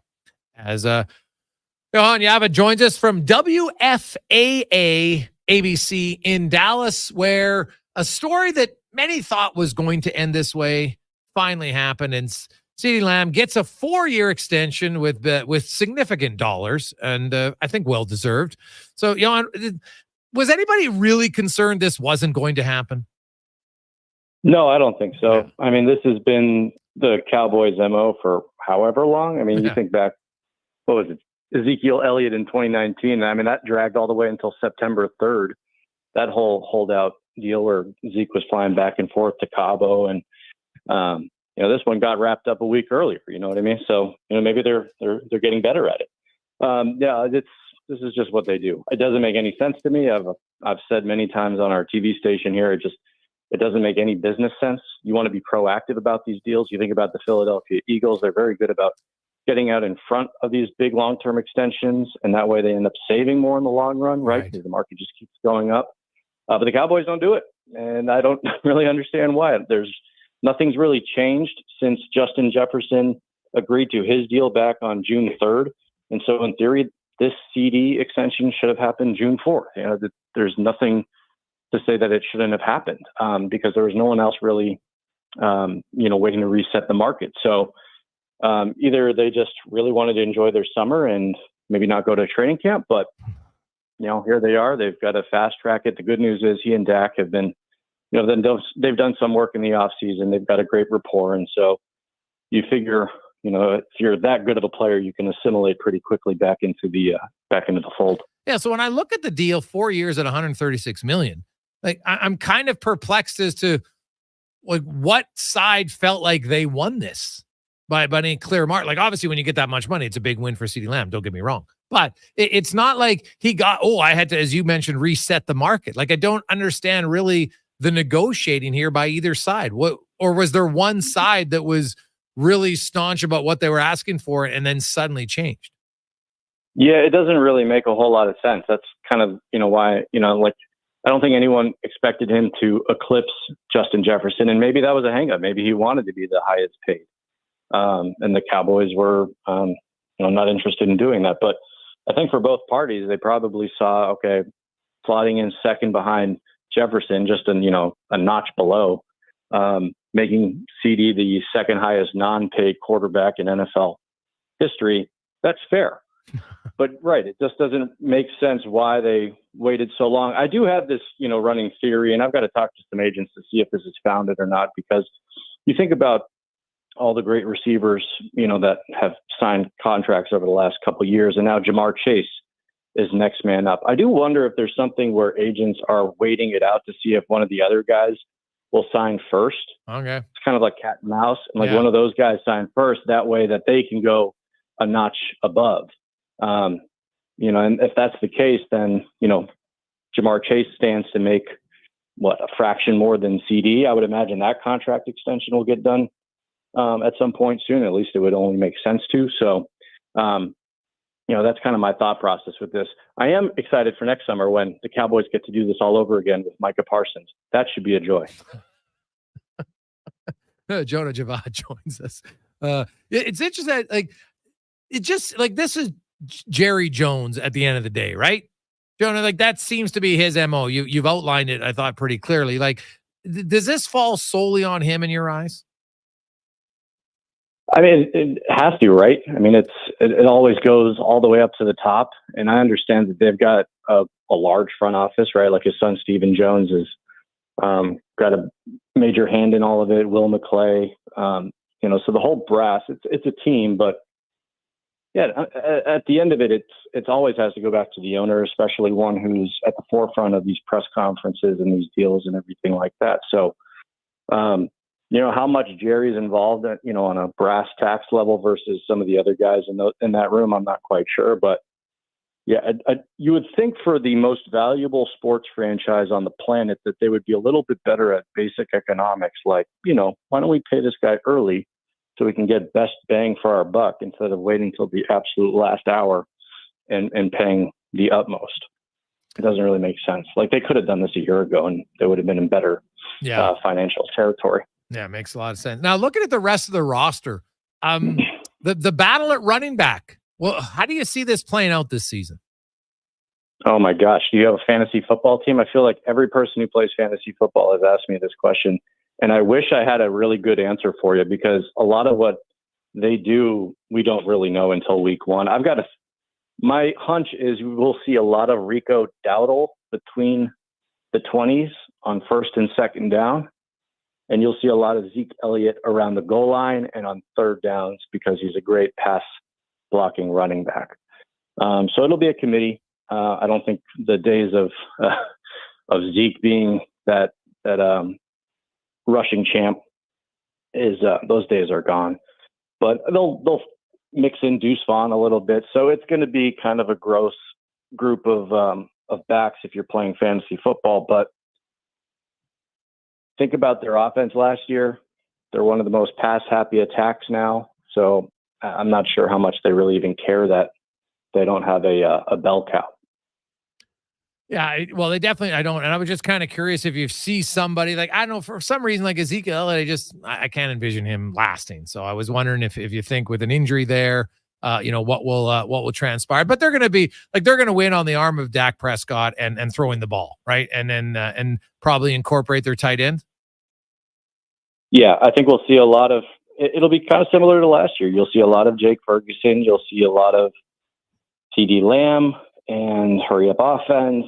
And what they like to do is, they're fine mixing in a different group of guys. Like they don't need to have that one running back like Saquon was for the Giants. Their offense is different from what it was 5 years ago. So I think Zeke will have an impact, but it's definitely not going to be as significant as it was the last time he was with the Cowboys. Anybody on the defensive side of the ball who you think is going to have a bigger impact this year than either they had or the person they're replacing had last year? Yeah, I'll say DeMarvion Overshone. He got hurt last year and didn't get to play his rookie season. He's kind of a linebacker safety hybrid out of the University of Texas and was really trending well last season before his injury. And now he's flashed again. He kind of suits a lot of what they like to do defensively. And I could see him kind of having a bit of a breakout year now that he's ready to go. So that's one guy I would look for. Last year, my name was going to be Deron Bland for you. And then he ended up having a all-pro type of season. So their defense is going to be in good shape. The question is, Mike Zimmer now at defensive coordinator, how different does that defense look compared to what they had under Dan Quinn? Because Quinn is far more aggressive, bringing pressure and blitzes, and Zimmer's not quite identical to Quinn's scheme. So there will be some changes, perhaps some growing pains. We'll see how that shakes out in those first couple games. Overall, when you look at this team, Jonah, where do you see the Cowboys in the division, and how competitive should they be this year? That's like I feel like a broken record, man. It's just going to be them and the Eagles, right? I mean, Commanders are better. I'm not really sold on the Giants. So it's really just them and the Eagles again. And it's kind of been that way for the last 5 years or so. It's kind of a tug of war. I see the Cowboys kind of being similar to what they were last season. There's no reason that they shouldn't be unless their defense really just falls off. Because they've got the talent. They've got pretty good line play. They've got an absolute game wrecker on the defensive line. Micah Parsons, Trayvon Diggs is healthy. So you kind of look at it. There's no real glaring weakness with this team. The only issue, and as it has been for the last 25 plus years, is that they just can't get it done in big games in the postseason. So call me up in late January and then we'll chat then, see how they did. Do you have any answer as to why that is? What's been lacking from the postseason? Why they flop in the playoffs? Yeah. I wish I knew. I mean, at this point, the sample size is pretty large enough that it doesn't seem to make a whole lot of sense. I don't know. Maybe it's the curse. Maybe they were cursed by something, and they're not quite figuring it out. Because they've had teams I've thought in the last 5 years that could win the Super Bowl without question, and they just can't finish it when it matters. I mean, to get embarrassed last year to the Packers, that was just disgusting. I mean, that was a team that could have gone to the Super Bowl, and to lose like that at home to the Packers with Jordan Love, that was I think that did a number on Cowboys Nation. So we'll see how enthusiastic they are to start this year. How much of that, because obviously you give up 48 points, you can't just blame the offense, of course, but the offense, nobody did their part in that game. But overall, when you look at Dak Prescott, does he come across to you as a guy who can elevate when it matters most in the postseason? I think so. It's unfortunate that he doesn't have the results to support it. I think he's an incredible quarterback. The stats support it. He was a runner-up in the MVP race last season. I mean, he's clearly very good when he's healthy and he's got a good supporting cast. But yeah, I mean, the postseason issues, I don't know if that's all on him or if that's, it's a combination of things. You think about them playing the Niners a couple years ago, and they lose Tony Pollard in that game to an injury. And so the number of things go wrong over the course of it. And I don't like to always pin it on the one guy because it's, the team game. But yeah, at some point, quarterback has to elevate. But still, I think Dak Prescott, and we get this question a lot here in town because there's a lot of Dak haters. There's, Dak supporters. I think the Cowboys can win a Super Bowl with Dak Prescott. I don't think that's a question. Far worse quarterbacks have won Super Bowls. But he's going to need to have the supporting cast and especially the defense to step up. And that's when the defense is good, it elevates Dak's play. And you've seen that statistically. So as long as the defense is good, makes his job a little bit easier.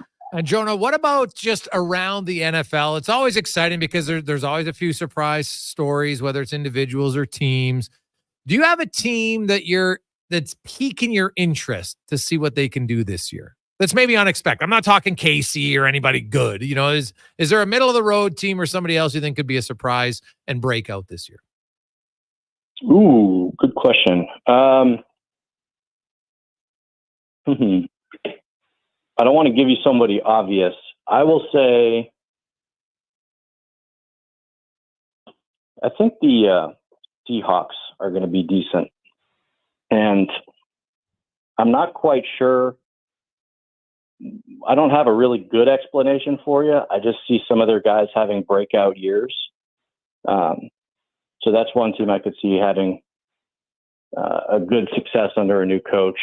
Also, I think the Panthers are going to be better. I'm not saying they're going to be a lot better, but I like having QB whisperer head coach with Bryce Young. I think they could win 6-7 games this year. And I know that's not super sexy, but that's a big better than what they've been historically. Yeah, it's a big improvement. Listen, I don't want to be obvious and give you like the Chicago Bears. I think everybody's high on the Bears. Right.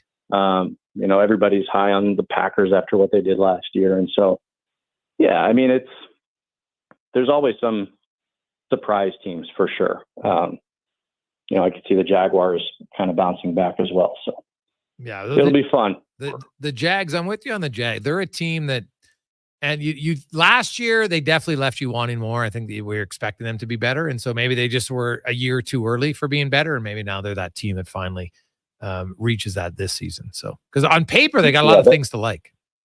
Well, that division is so weird to me because every year you never really have quite a solid read on what they're going to be. Like the Colts could be great if Anthony Richardson kind of figures it out. So Titans have a new coach. They've got a new system in place. You never really know what that division. The AFC South has always been kind of quirky and weird to me, but Texans now look like the cream of the crop there. So they're the team to beat there. But I don't know. The AFC doesn't seem nearly as top heavy as it did maybe a couple of years ago, but yeah, I mean, it should be fun. I'm looking forward to it. All these questions, all this build up, and we finally get going in a handful of days. Well, enjoy it. Should be a lot of fun. We appreciate your time, Jonah. Have a great day.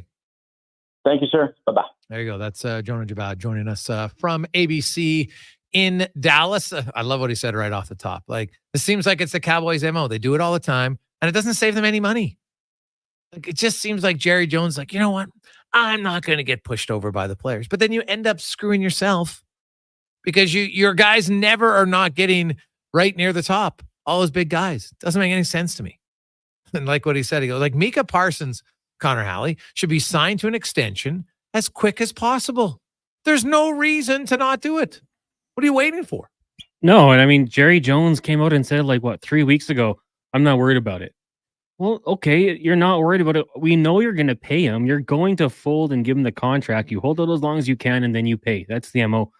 Just stop doing that. Learn from your mistakes. Like a couple of years ago, they started going in the right direction, drafting linemen, and not just drafting that star receiver from college or that star quarterback, right? They started to figure things out that way. But again, just take care of business. Handle it now so you don't have to worry about it in the future. Keep them happy in Dallas. They want to be there. And for CeeDee Lamb, what was the question? After the season he had last year, you know what he can do. You know how important he is to your starting quarterback.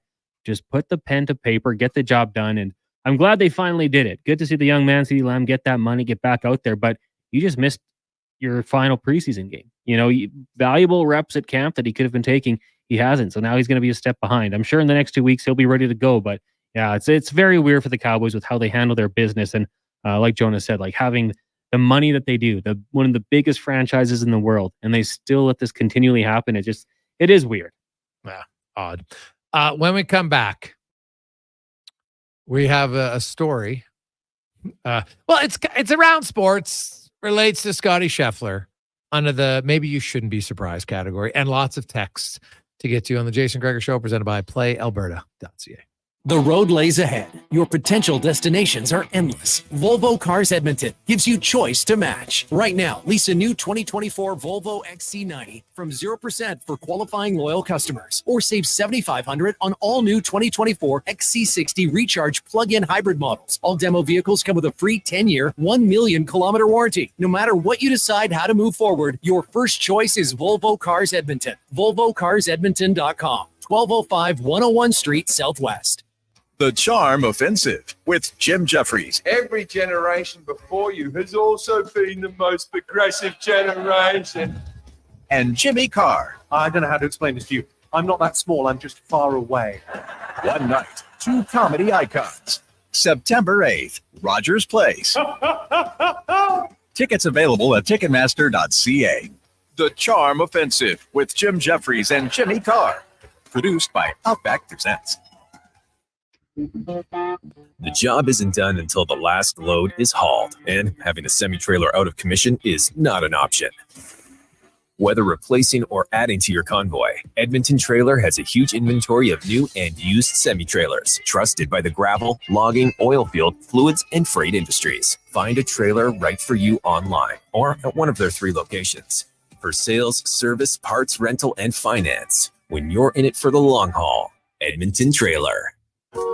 Honk your horn for Papa John's newest deal. It's one big deal for one big pizza. An extra large New York style one topping pizza for only $17.99. Papa John's original fresh, never frozen dough. Hand stretched thinner to make 8 extra large slices with your favorite mouth-watering toppings. So hold and fold that slice like a New Yorker. Bigger is better when it comes to pizza. Better ingredients, better pizza. Better get some extra large New York style one topping pizza for only $17.99 at Papa John's. There's still time to book your tournament at the Ranch Golf and Country Club. As one of Alberta's top tourney courses, the Ranch makes hosting fun and easy for any group or business. No matter how unique or unusual, they'll accommodate your vision for an event no one will soon forget. Start planning your tournament today at their beautifully landscaped course on the outskirts of West Edmonton. On-site event coordinators are here to help, but hurry, availability is limited and booking fast. Visit theranchgolf.com. Jonathan and Murray are friends. Hey,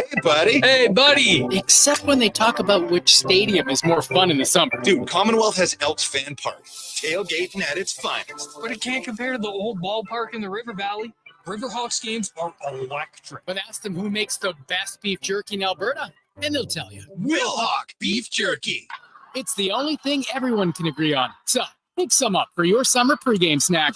Wilhawk Beef Jerky, because you don't win friends with salad.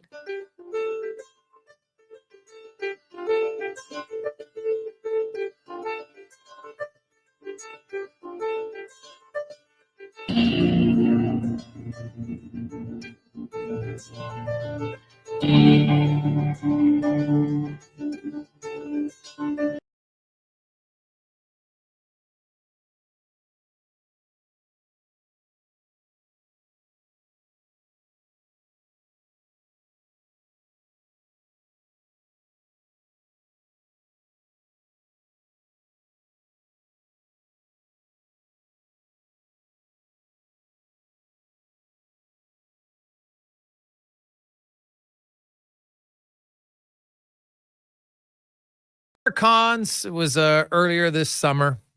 Scotty Scheffler was on his way. I think it was the final round. Was it the final round? No, opening round. Right? I think it was the opening round of the tournament. And got pulled over by a cop. Ends up getting put in jail for a very brief time.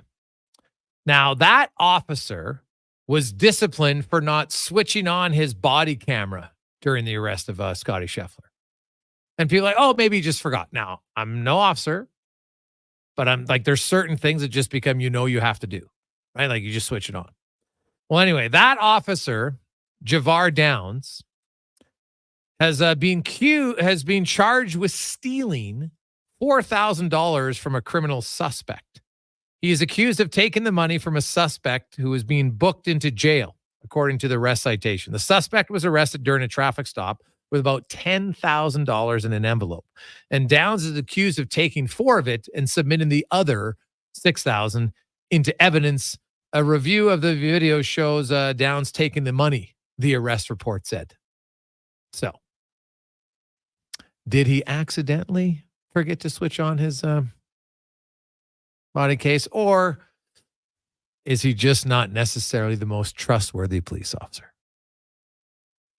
Where'd he come out, Cons? And I wonder, so if you're Scotty Scheffler, but you just let it go and say, you know what, hey, whatever. Or do you say, yeah, it's like this guy, because Scheffler did have a pretty kind of laid back response to the whole thing. So I don't know, he probably does nothing. Like, what does suing this guy do? Nothing. Other than maybe if he wants to try to make a point. I think we need to make a point. I think people take advantage of their power and do these sorts of things. Okay. I think we need to make a point. And I did a little research on this guy, Javar Downs. He lives a pretty lavish lifestyle. If you're ever finding pictures of him on vacations with their beautiful so this cars, might not be the first time that he's... I'm just saying. Well, usually I would think, I guess you do have to steal something the first time to be the first time you're stealing. But you probably don't take $4,000 the first time. You know what I mean? No, it'd be like that Jags guy who was slowly stealing money, and you get a little more comfortable doing it. Yeah. I think the Louisville PD needs to do a little investigation here. Ooh. And I think Scheffler should sue him. Really? For the purpose. Just shine a little light on these guys. I don't like when people with professions that have power use that for personal gain. No, that's fair. That's fair. That's just me, though. Comment coming down hard. Yeah. Coming down hard on him. I like it. Hey, guys. Welcome back, Jason. Has there been any news at all regarding the Drysdale extension? Considering his agent made the comment right after the playoffs ended that either gets done quick or like the end of August or doesn't get done at all, I'm starting to get a bit nervous from the Bacon King. Now, I don't know if he said if it doesn't get done at all, number one. Number two, it wasn't Mike Liut. It was his European agent who made those comments saying there's no rush. We think it'd be happen around the end of August, which of course is right where we're at. But it was never Mike Liut who was on record as saying that. The last update, and to be honest, I didn't really talk to anybody for 2 weeks because I was on holidays and I try to be on holidays. But the last communication I had with anybody in close to it was that, hey, the negotiations have started. Nothing that's not cordial, which is very vague. Which is fine. I don't expect them to negotiate publicly because honestly, I don't see it being that acrimonious. It's either, yes, I want to sign an extension, or no, I don't. Because the term, if he only wants a 4-year deal, Edmonton's not going to walk away. They're not. They're going to take a 4-year deal and then worry about it 5 years later because he's got a year left. If he wants 7 years, they'll do it. So that the term I don't see being a hard negotiating point. What's the next one? The AAV. So Drysdale, he just made $68 million. He got compensated pretty well. Second highest scorer in the league the last 5 years. He's got a pretty good resume. He's been unbelievable in the playoffs. So if Leon Drysdale is like, I want to get paid more than Austin Matthews, I want 13.5. Edmonton might not love it, but they wouldn't walk away and say, you know what? We are only going to give you 13 and we can't give you 13.5. I don't see it happening. So honestly, it might come down to does Leon Draisaitl want to sign here? Yes or no? I think that's the main thing. And I don't know the answer to that question. Players are always going to tell you, yeah, I like it here. Because you can like it here, but still want to go somewhere else. When a player says, I like playing here, that can be very truthful, but it doesn't mean that I'm only going to play here. Right? So I think it was, it's always something that what a player says publicly doesn't mean it's not true, but it doesn't mean because I like playing here, doesn't mean, well, I would never play anywhere else. Right? It's one statement. I like playing here. Now, if he says this is the only place I want to play, well, that's very different. So, again, I'm not that. I can understand why fans would be nervous about it because you don't want to lose Leon Draisaitl for nothing. I totally understand it. At the same time, there's nothing that your worrying will do that's going to change the situation. It's a whole adage of there's controllables and uncontrollables. And so for everybody else, this is an uncontrollable. And even for the only person who really has total control over this is Leon Draisaitl, in the sense that because he's an elite player. Your other players who might be, lower level player on the team, you're not in complete control because the organization has to want you as much as you want them. When you're an elite player, it's very rare that the organization doesn't want to keep you. Like it just does not very often. So, Draisaitl, he has a lot of the control here, as he should. He's earned it. But that he could sign later. We've seen that. I always kind of hearken back to this. John Tavares, Alex Pietrangelo, and I guess, well, Tkachuk says he wasn't going to sign, and then he got traded. And you actually got pretty good pieces for him. Right, and now Johnny Gaudreau was the one who went right down to the wire, didn't sign a Calgary. So 3 guys who didn't sign. Tkachuk didn't sign, but it was a trade, and you got a lot for him, so I don't include that. So free agents who up and left that were really good players, and their team got nothing, those would be the 3. In the salary cap era. Can you think of any others? Marian Hossa, I guess. But, he kind of went from one place to the other, got traded a few times, so a little bit different. All right, and he'd already been traded. Right? So he wasn't like a one organization guy up until free agency and then left. So it can happen, but it is rare. And so if you ask me today, my gut would still be that he re-signs. But I've always thought he would re-sign for a lower term. So we'll kind of see how it goes. Gregor, what about Panarin? Well, Panarin again is different, right? Because he was undrafted. Then he signed in Chicago. Then he got traded to Columbus. Then he went to the Rangers. Right? Well, he was only in Columbus for 2 seasons. I got to look it up. I think it was 2 seasons, right? 2 in Chicago, 2 in Columbus. I think that's right. Collins, you can double check that, but I think that's right. So again, different situation. Very good player, but not a long-term guy, embedded in an organization, drafted, because there is an emotional attachment there that's not there. Collins, you gave me a thought. So it was 2 and 2? Yeah, it was. So he had spent 2 years in Chicago, undrafted, 2 years in Columbus, and then he signed in New York. So still a little bit different. And also, when he was in Columbus, they weren't very good. Right now, they did. I think that was 18-19. That was his final year in Columbus. Him and Bobrovsky both, right? They upset Tampa Bay, and then they both left. So, hey, Gregor, what about Stamkos? He left. Yeah, but did you see Steven Stamkos' press conference? He didn't want to go. The organization said, you know what? We're not going to sign you. So that one's a little bit different because he was also, 34? So it can happen for sure. And obviously that would be worst case scenario for Oilers fans. No question in my mind. Because I can't envision a scenario that they trade him before the deadline where you could get a lot more than you would do if you traded him 3 weeks before free agency. So, yeah, I still, my gut instinct, I still think he signs. Now, when that is, I would just be guessing, so I don't want to mislead anyone. You know what? I think knowing Leon Draisaitl, if he's going to stay, he doesn't care when he signs. And then obviously if he isn't going to stay, well, then he isn't signing. But I don't think Draisaitl is one of those guys that's going to get worried if people ask, if he's not signed by the start of the season. I don't think Draisaitl is oh, someone's going to ask me about signing. Because I wouldn't ask him every month. It would be kind of pointless. What's going to change from October 1st to November 1st? And honestly, if we take a step back and look at the whole situation, what could possibly change at that point? Like, there's nothing new about the organization that I think he can learn. I think he knows everything he wants to know. And so now it's just a matter of they get down to the real signing and the negotiating.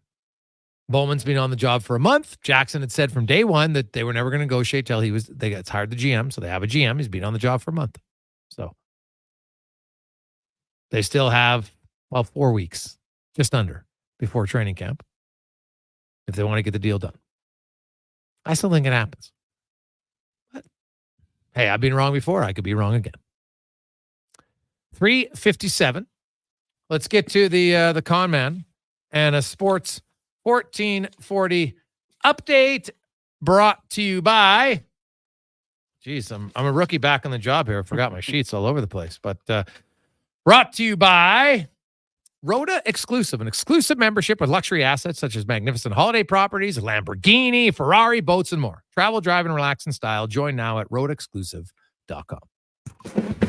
This is the Sports 1440 update. Danny Jansen has made baseball history. The Red Sox catch became the first player in MLB history to play for both teams in the same game earlier today when the Jays and Boston Red Sox picked up a suspended game from June 26th. Of course, Jansen was traded from the Jays to the Red Sox on July 27th in exchange for 3 prospects. On the field, the Jays did pick up the 4-1 victory. The two teams will meet again just after 5 o'clock. Elsewhere on the majors, you got the Guardians taking on the Royals. That's game 2 of their doubleheader. Earlier on, the Royals got past Cleveland 4-3.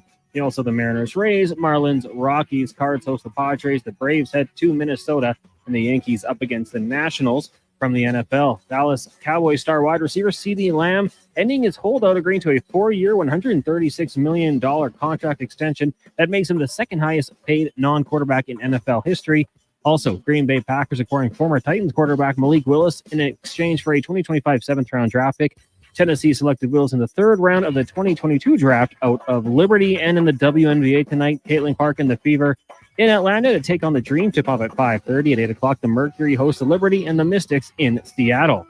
Coming up in hour 3 of the Jason Gregor Show, we'll be joined by Wanye Gretz of Oilers Nation, Andy Petrillo from CBC Sports, and the last 5 questions. I'm Connor Halley. This has been a Sports 1440 update. Sports 1440. Stingray Radio Station. CKJR. Broadcasts from West Edmonton Mall and Wetaskiwin. Download the free Stingray music app and listen wherever you go. The only thing as hot as the weather this summer is a night out at On the Rocks. Every weekend, enjoy live music and top DJs spinning your favorite tracks. The dance floor is the place to be. Celebrating a birthday or stagette? Let OTR take the work out of the planning for you. Book your party online at ontherocksedmonton.com. Join OTR every evening from 4 p.m. for a great atmosphere and good company. There's something for everyone to enjoy. Grab your Good Vibe Drive and head to On the Rocks, corner of Jasper Ave and 118th Street. Hey, it's Brad McCory here from St. Albert Dodge. Our August month-end blowout is now on. So until Saturday, August 31st, we won't say no to any deal. And here's what we have to offer. 20% off new 2024 Ram 1500s, no payments for 90 days on selected vehicles, and how's this? A brand new Jeep Compass 4x4 for only $37,000. If you're looking for a new vehicle, don't buy until you talk to us. Head up the trail and see how easy it is to do business at St. Albert Dodge. Rule number 62. Never miss a free pancake breakfast. It's unheard of and frankly a little upsetting. Summer in Alberta has its own set of rules. And if you're looking to add a little extra fun, Play Alberta has it all. Use promo code SUMMER to snag a $50 casino bonus for casino, instance, and live dealer with your next deposit. Get ready for promotions throughout the summer to help you make the most of those sunny Alberta days. Because we all know they don't last long enough. Bonus terms and conditions apply. Legacy Heating and Cooling is your supplier of maximum comfort, bringing you the cool AC you need. You just have to call Legacy. Call Legacy. For comfort at night when the hot air suffocates you. Call Legacy. Call Legacy. For comfort in your wallet with no payments or interest for 1 year. Call Legacy. Call Legacy. You deserve comfort. Cool off today with AC from Legacy Heating and Cooling. Gather around the radio, kiddies, for the best time of day. It's Oodle Noodle time. Listen in this week as your noodle hero battles the barbarous Bobby Burger. Now sing along. You know the word. Oodle Noodle time. Oodle Noodle time. You know what time it is now. Get up and give me your best oodle noodle dance. Your best time of day is oodle noodle time. You see us working on the roads. You see us working in neighborhoods throughout Edmonton and area. But what are we doing? We are GS Construction, and we're moving, upgrading, and repairing all of that underground infrastructure so that other work can go on. Things like maintaining water, wastewater, and stormwater draining services. Things you may take for granted, but definitely need. For 50 years, GS Construction has been laying the groundwork for your community. Find out more by going to gsconstruction.ca. Introducing the Female Super League. Female hockey is on the rise with more women playing the game than ever. Join us as we pave the way for the future of women's hockey. The FSL is more than a game. It's a movement and an experience for the motivated female athlete. Teams will compete in a showcase-style format featuring consistent interprovincial competition. Come be part of the journey as the 2024-25 season unveils a 12U division, as well as the launch of a groundbreaking progressive body-checking 14U division. For more information, visit femalesuperleague.com. For over 65 years, Denham Ford has delivered the customer service and value that keeps Albertans moving. And when it comes to value, nothing beats an employee price. For a limited time, pay what Ford employees pay during the factory-authorized employee pricing event. You'll see real invoice pricing, and you know you'll get the best deal guaranteed. It's Ford employee pricing on for a limited time where cars always cost less. Denham Ford in Wetaskiwin or at denhamford.ca.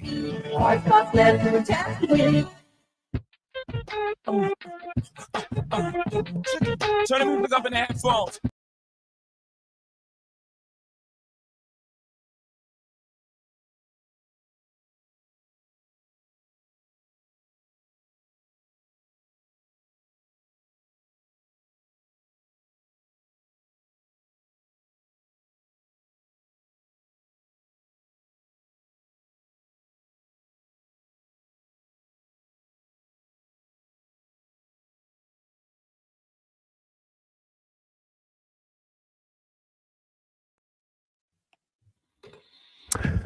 Just after 4 o'clock on a Monday afternoon, it's the Jason Gregor Show presented by PlayAlberta.ca, where you can get in the game. Use the promo code SUMMER to get a free $50 casino play at PlayAlberta.ca with a minimum $5 deposit. And also, of course, the Lotto Max. How about Tuesday, 50 mil, Lotto 649, 50 mil on Wednesday. So go back to back. Be like Aaron Judge of lottery winners. Back to back. Whew, that would be nice. Be very good. And then you could have yourself like a great season opener party if you won 50 mil. Whew, imagine the bash you could put on for that. Very good. So check it out at PlayAlberta.ca as we welcome to the show Wanye and Gretz from Oilers Nation. Wanye, how you doing? Gregor, how was vacation? It's good, man. It's nice, relaxing. Did went some places I hadn't been before, so it's always good. We were debating, because I don't know if you know this, but I just showed up every single day. Nobody asked me to. Connor and Declan did not say, hey, Wanye, do you want to come on Gregor's show every day? I just showed up at the mall, stood outside there and banged on the glass. And what were they going to do? Not let me in? Yeah. Well, the blinds are on order. So yeah. Well, didn't have them then, did you? So here we were. Mm-hmm. We were debating, were you paying attention to the news while you were gone? I said no. You're not paying attention to any news. You don't care. You're in vacation mode. Yeah, I'm not 100%. I think I made 2 posts on Twitter. I had a few non-sports posts on my Instagram just about some stuff that's playing golf. We saw that non-sports related, but yeah, no, I don't you can't get away from it because a lot of my buddies, my son's a huge sports fan, so you know what, we watched Jays games and went to the Elks game and did stuff like that. But it's very different when I'm not working. I'm not going into researching things. I'm not looking at different stuff like that. I'm just whatever. It'll be past. And, some of the stuff you can revisit like I did at OilersNation.com today on the Oilers. But some of the other stuff, it's like, hey, you know what? That's why you guys are on air at that point. It's a lot harder job than I thought it was to do it at scale, because there's a few things. It's different than podcasting, right? The fact that you always have to be on a loop repeating the news of the day, you have to stay on topic. And for me, that's obviously very hard to stay on topic. But these guys are pros. So well done. 1440's in good hands. What did you think about the Elks selling? That's what I wanted to hear your take on. I was going to tune in to the show to listen to what you thought about the Elks, but in some weird turn of fate, we were on the show. I knew that sale was coming. So I wasn't surprised by it at all. I think there's going to be some people disappointed. I was thinking that they're going to go change the name back. I don't think it's ever going back. I think you might get a midway meeting point of Esks potentially, but I think as we saw even in the game yesterday, there's a big emphasis of the double E logo, and that's going to be, I think, what they really focus on moving forward. I understand some people upset about it, and that's totally fine, but the name change isn't going to solve the major issues. They need to win more games, right? Obviously, their field goal kicker needs to hit some more field goals. The name isn't going to change that. They need to get more people in the building, and I don't think the lack of a really consistent fan base, because if you look at it, if we have to look big picture, the erosion of the Elks has been going on for a while, unfortunately. And I think the organization was a little too arrogant at times in the past, too stubborn or unwilling to say, hey, we got to reverse this. Because even though, 35 was still better than everybody else in the league, and that's valid. But it wasn't 50,000 that used to have. Right? And now 28,000 isn't the 35,000 used to have. So I still believe there's a large contingent of football fans in the city who will go, but you've got to give them a reason to go, and winning's a big part of that. But then there's other factors involved. And so if they went to Esks, I could see some people who were really upset about the name change being like, okay, I can live with that, because how many people used to call them the Esks anyway? Right? So you could say, do you want it, let's have a negotiation. Do you want to meet in the middle here? Okay, there we go. So, because it's funny, I like the Elks. Okay. But the Esks, it's one letter change. All right. So, you know what? Small little things that you could do. So, we'll see how it goes. But I think there's significantly other things that have to change in that organization. And I'll be curious if the owner is aware of them and willing to do it. I still think the organization has way too many people who are around and involved that are just not up to on the times. If I'm being bluntly honest, I think there's lots of things that are small steps can build into big steps. And I think there's a lot of small little steps that need to be made for improvement. But if they're only focused on the large step improvement, you're never going to get there. It's impossible. There's nobody I know. There's no business I know that can go from step A to get to step Z, which is your goal, in one move. It doesn't happen. There's lots of steps along the way that need to occur for them to get better. Did you know Larry Thompson in advance? Like, do you know who he was? Did I know he was the owner? Yes. I've never met Larry. No. Are you going to have him on the show? Sure. Yeah. Yeah. Yeah. Oh, I'd love to have him in studio. Yeah. Yeah. So no, I think, you know what? What'd you hear about him? Like, to me, I don't know anything about anything, but I didn't know who he was. I talked to a few people in that industry, and, he's got a really good reputation. Yeah. Right. He's a guy who's, when you build your company from a purely business entrepreneurial aspect and how he's gone about his business and built it, he didn't, the way one of his guys who works in that industry said, he hasn't built his business by using and abusing others. Okay. That's very highly regarded, Yeah. I think, in the business community from a lot of people. So when you have that going for you, I think that's a very good thing to have. Yeah. Right. Because anybody out there in business can attest to, not every one of your competitors is going to like you. That's fine. Not everybody likes you in life. So it depends. What's the reason for not liking you? If you've never done anything egregious and they don't like you, well, so what? Why worry about it? Right. But that was the one thing that I got from people that have done business with him, which is, I think, always a good guide to talk to people who have done that, because you can get a good sense of how they are. Because some people, and you can be a strong business person, right? And be a tough negotiator and all that. But as long as you have a good moral compass, then I don't think people can get up. They might not like how you negotiate, or because maybe you want to get every cent possible. Okay. But you're entitled to want to do that without breaking any moral rules. And if you don't break any, then the person's, oh, geez, they're a tough negotiator. Okay. But you can still respect them. They can just be a tough negotiator. Right. My thought when I watched the press conference, I was like, is this the guy who has his PhD in fun? Right. Like, if the Elks got to make themselves fun, right? I'm like, is this the guy? But I think when you've made a company that's $800 million, it's a big enough business that you kind of have to let experts be experts. Right. He can't run all parts of a $800 million construction company, nor will he be able to run all parts of the Elks. He just has to get fun people to come make fun happen. The Riverhawks did a great job of selling fun. Yeah, that's fair. The baseball team is not way better than the Prospects was. But the experience of going to an Elks or Riverhawks game, they're run a lot better. But that's what I mean. Yes. Like the experience of going to the game, the baseball hasn't improved per se, but the fun of going to the ballpark. Yeah, has.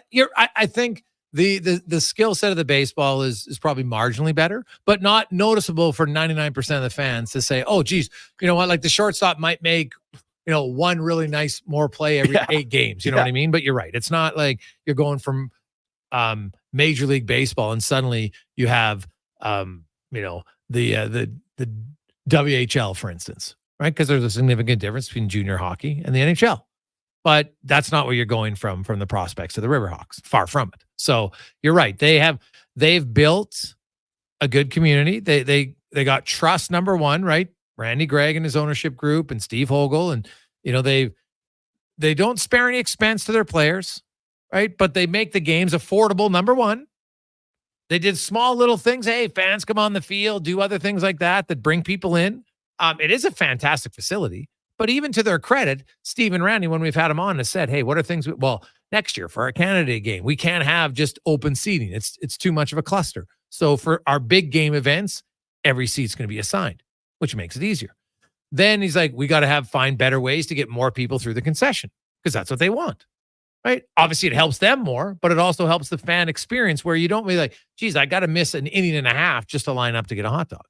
I only have one piece of beef with the Riverhawks, and I'm going to have to tell you right now, Gregor. Wanye Manor, my esteemed residence, is near the Ball Diamond. Mm-hmm. The only problem with the Riverhawks, whether they're this successful, is their firework budget. It must be $100 million this season. They do have really good fireworks. Like I know people who go there like, yeah, I was expecting kind of like a little, out at your buddy's backyard fireworks. And they're like, no, it's legit every game. It's legit. It goes on forever. I thought we'd won the war in Europe again or something had happened. It goes on. I thought I was at the World Firework Congress the one night. But as a father of a 3-year-old, Gregor, do you know how many times we've just been about to go to bed? We've sang our songs. We've read our books. We're just about to shut her down. And the firework display of the Riverhawks kicks off. And I swear that some of them are 10 minutes long. So if Dr. Greg is listening, I would like to suggest drone shows. They're silent. They just sort of whiz around quietly. You can hear a little motor running. Herdman? What do you mean? What's that? Oh, he's the coach for the Canadian team when they had all the drone controversy. Oh, not those kind of drones. I mean, like the firework drones. Have you seen those drones that they look like dragons and stuff? You never seen a drone show? They're starting to do them now in big cities at sporting events. Well, I've seen a video of so you're talking like it's the firework, but it's like the dragon moving through the air? Instead of fireworks, they do lit up drone shows now. Oh, okay. But they're silent. No. And that's the key. Except this weekend, there was a music festival going on at the stadium. It was like East Indian music, right? It's like heavy on the bass, started at 4 p.m. At 11:15, Gregor, they were still knocking out bangers. Ooh, it's a good party. Unless you're a 3-year-old. Yeah. And he's like, Daddy, what is this music? And I'm like, son, we're in one. We're in a music festival. That's where you got to get them earplugs. Do you, though, for a 3-year-old? They won't keep those on. Well, probably not. Anyways, if you're listening, Dr. Greg, just go easy on the fireworks. Yeah. Hey, guys, they also got the order app. That really helped. Only complaint is they need to have the up the quality of hot dogs. Nothing beats a great hot dog and beer while watching live baseball. Playbook Vic. It is there are certain places where a hot dog just, I feel, tastes better psychologically. And I find a hot dog at a baseball game or a football game just tastes better than it does in other places. I'll do you one better, too. A golf course. Being outdoors and eating a hot dog. It's true. At the turn. The only indoor place where a hot dog is really good is Costco. Oof. That hot dog. You know what? I never really had one of those till a few years ago because, I don't know, somebody brought it up in the show. And I'm like, I walked in there. I'm like, it's $1.50. I'll try it. And I'm like, oh, my goodness. This is no joke. Like Costco hot dogs are legit. But now they changed the rules. What was it? Well, they're enforcing more because some people like their hot dogs so much that they would just walk into Costco just to go get the hot dog. Necessarily didn't have a membership card. Now they've made it. They've had more strict enforcements recently of the membership card because people are taking advantage of the hot dog. It's a great value, but they're not members. So have you ever heard the story? Really screwed it over for those people who would look forward to their $1.50 hot dog. Have you ever heard the story of Costco's chief executive officer, Jelinek, threatening a Costco executive in a recorded call? If you raise the price of the hot dog, I will kill you. Figure it out. like the famous line from the Costco meetings that leaked out. They're like that committed. Yeah, no, that is the one thing. I will remember. kill you. Yes, they don't want to do that. Imagine that. I totally understand it. So, because people come to Costco, have a $1.50 hot dog, then have the fuel to go drop $900 on a 30-liter bottle of mayonnaise. It's a lot of mayo, buddy. It's a lot of mayo. It's a lot of mayo. Got to have that Costco hot dog in you. Hey, Greg, I don't know if you touched on it or not, but what are the Elks' options for a new kicker? It just seems he's missing more kicks than anyone else in the league. Well, you are correct on that, Steve. He is, because he's at 72.9%. He's 18 of 25 this year. And it's like last night in that game against Montreal, if he makes the field goal, it's 21-20. And there's still, 4.5 minutes left? Well, the Elks ended up getting the ball back twice after he missed it. But both times they weren't going just for a field goal. They had to gamble on third down and didn't make it either time. So, but if he made that first field goal, then all they needed to do was make one more and they would have been leading. So yes, that was another crucial miss. There's if you're missing a game, you go 2 for 4 in a game that you win 30-12, no one cares. But when you look at his misses at the time of his misses, they have been crushing this season. As far as the options go, they're not a lot, right? I guess you could go to Montreal, right? Their practice roster. Now, I don't know the extent of the injury to David Cote. He was their starting kicker. He went 9 for 10, got hurt. And then they brought in Jose Maltos. He's now 16 of 18. So 90% from one guy, 88.9% from the other. Now, if David Cote was able to come back, well, then maybe. If they put Jose Maltos on the practice roster, I would strongly consider go signing him. But there's not a lot of options right now. So that's a concern. But it's a problem that can't continue to keep happening. Like the Elks have found themselves back in the playoff race. They're 2 wins out of first place. Saskatchewan, BC, Winnipeg all have 5 wins. Calgary has 4. They have a game in hand. Edmonton has 3. Now Edmonton plays Calgary their next 2 games. Probably got to sweep both of them if you think you have any chance of making the playoffs. But had you won that game against Montreal, then a sweep wasn't like a necessary. You could have split, and then you and Calgary each would have still had 5 wins. So yeah, it's a problem, but I don't see a great solution for it other than just kick better. He's good enough to do it. That's what's infuriating about it. Like I could see if the guy was always like he's got such a strong leg, he can pound him from 50 yards, and you're like, oh, geez, makes it look easy. But then he misses some of the key ones. And that's 2 games at least. And I could probably argue 3. The kickers had a massive negative impact on the outcome of the game. And it's not good. It's got to change. But you're right. They're not a great. Now, maybe we'll see because he's listed as an American. So we'll look to see some of the cuts here. What happens on NFL? Does a kicker come available? Did they look at? Possibly. We'll see. When we come back, another drone controversy in soccer. What is going on? Like, when I saw this, I'm like, you cannot rationally have done this. My initial thought was, if I was someone on the opposing team, I would fly a drone now over any game that Herdman was involved because people would then assume it was him. Is this what happened? We'll find out next. The Gregor Show, presented by PlayAlberta.ca. The only thing as hot as the weather this summer is a night out at On the Rocks. Every weekend, enjoy live music and top DJs spinning your favorite tracks. The dance floor is the place to be. Celebrating a birthday or stagette? Let OTR take the work out of the planning for you. Book your party online at ontherocksedmonton.com. Join OTR every evening from 4 p.m. for a great atmosphere and good company. There's something for everyone to enjoy. Grab your Good Vibe Drive and head to On the Rocks, corner of Jasper Ave and 118th Street. Legacy Heating and Cooling is your supplier of maximum comfort, bringing you the cool AC you need. You just have to call Legacy. Call Legacy. For comfort at night when the hot air suffocates you. Call Legacy. Call Legacy. For comfort in your wallet with no payments or interest for 1 year. Call Legacy. Call Legacy. You deserve comfort. Cool off today with AC from Legacy Heating and Cooling.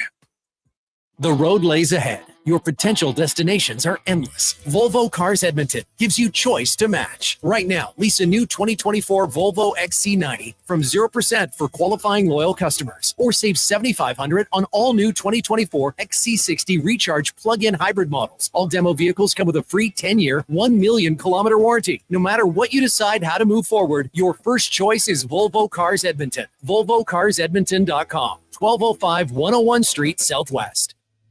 The Brick's famous tent sale is back in town. Find up to 60% off clearance items and check out fantastic deals in every department. Like up to 30% off sofas and up to 50% off mattresses. Visit The Brick while the tent is up and the prices are down. Some exclusions apply. See in store for details. The Brick, saving you more. Introducing the Female Super League. Female hockey is on the rise with more women playing the game than ever. Join us as we pave the way for the future of women's hockey. The FSL is more than a game. It's a movement and an experience for the motivated female athlete. Teams will compete in a showcase-style format featuring consistent interprovincial competition. Come be part of the journey as the 2024-25 season unveils a 12U division, as well as the launch of a groundbreaking progressive body-checking 14U division. For more information, visit femalesuperleague.com. My utility bills are going through the roof. How can I take advantage of the sun and put my lazy roof to work? Sounds like a job for the men and women of Action Electrical. Energy team reporting. When you're ready to make your home or business more efficient, Action Electrical has the power to install solar panel systems and EV chargers. Facing an electrical menace? Call on the men and women of Action. Operating throughout Alberta with supercharged skills and strong family values. ActionElectrical.net. Honk your home for Papa John's newest deal. It's one big deal for one big pizza. An extra large New York style one topping pizza for only $17.99. Papa John's original fresh, never frozen dough. Hand stretched thinner to make 8 extra large slices with your favorite mouth-watering toppings. So hold and fold that slice like a New Yorker. Bigger is better when it comes to pizza. Better ingredients, better pizza. Better get some extra large New York style one topping pizza for only $17.99 at Papa John's.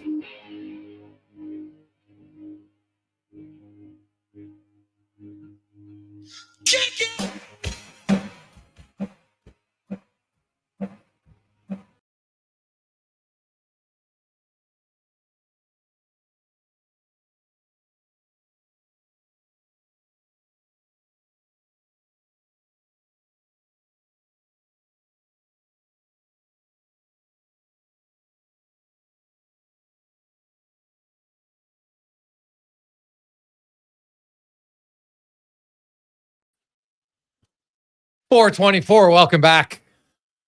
Jason Gregor, Connor Halley with you on Sports 1440, Waters Nation, YouTube and Facebook, Twitter and Instagram as well. Thanks as all for joining us, listening, watching, downloading the show later. We appreciate it.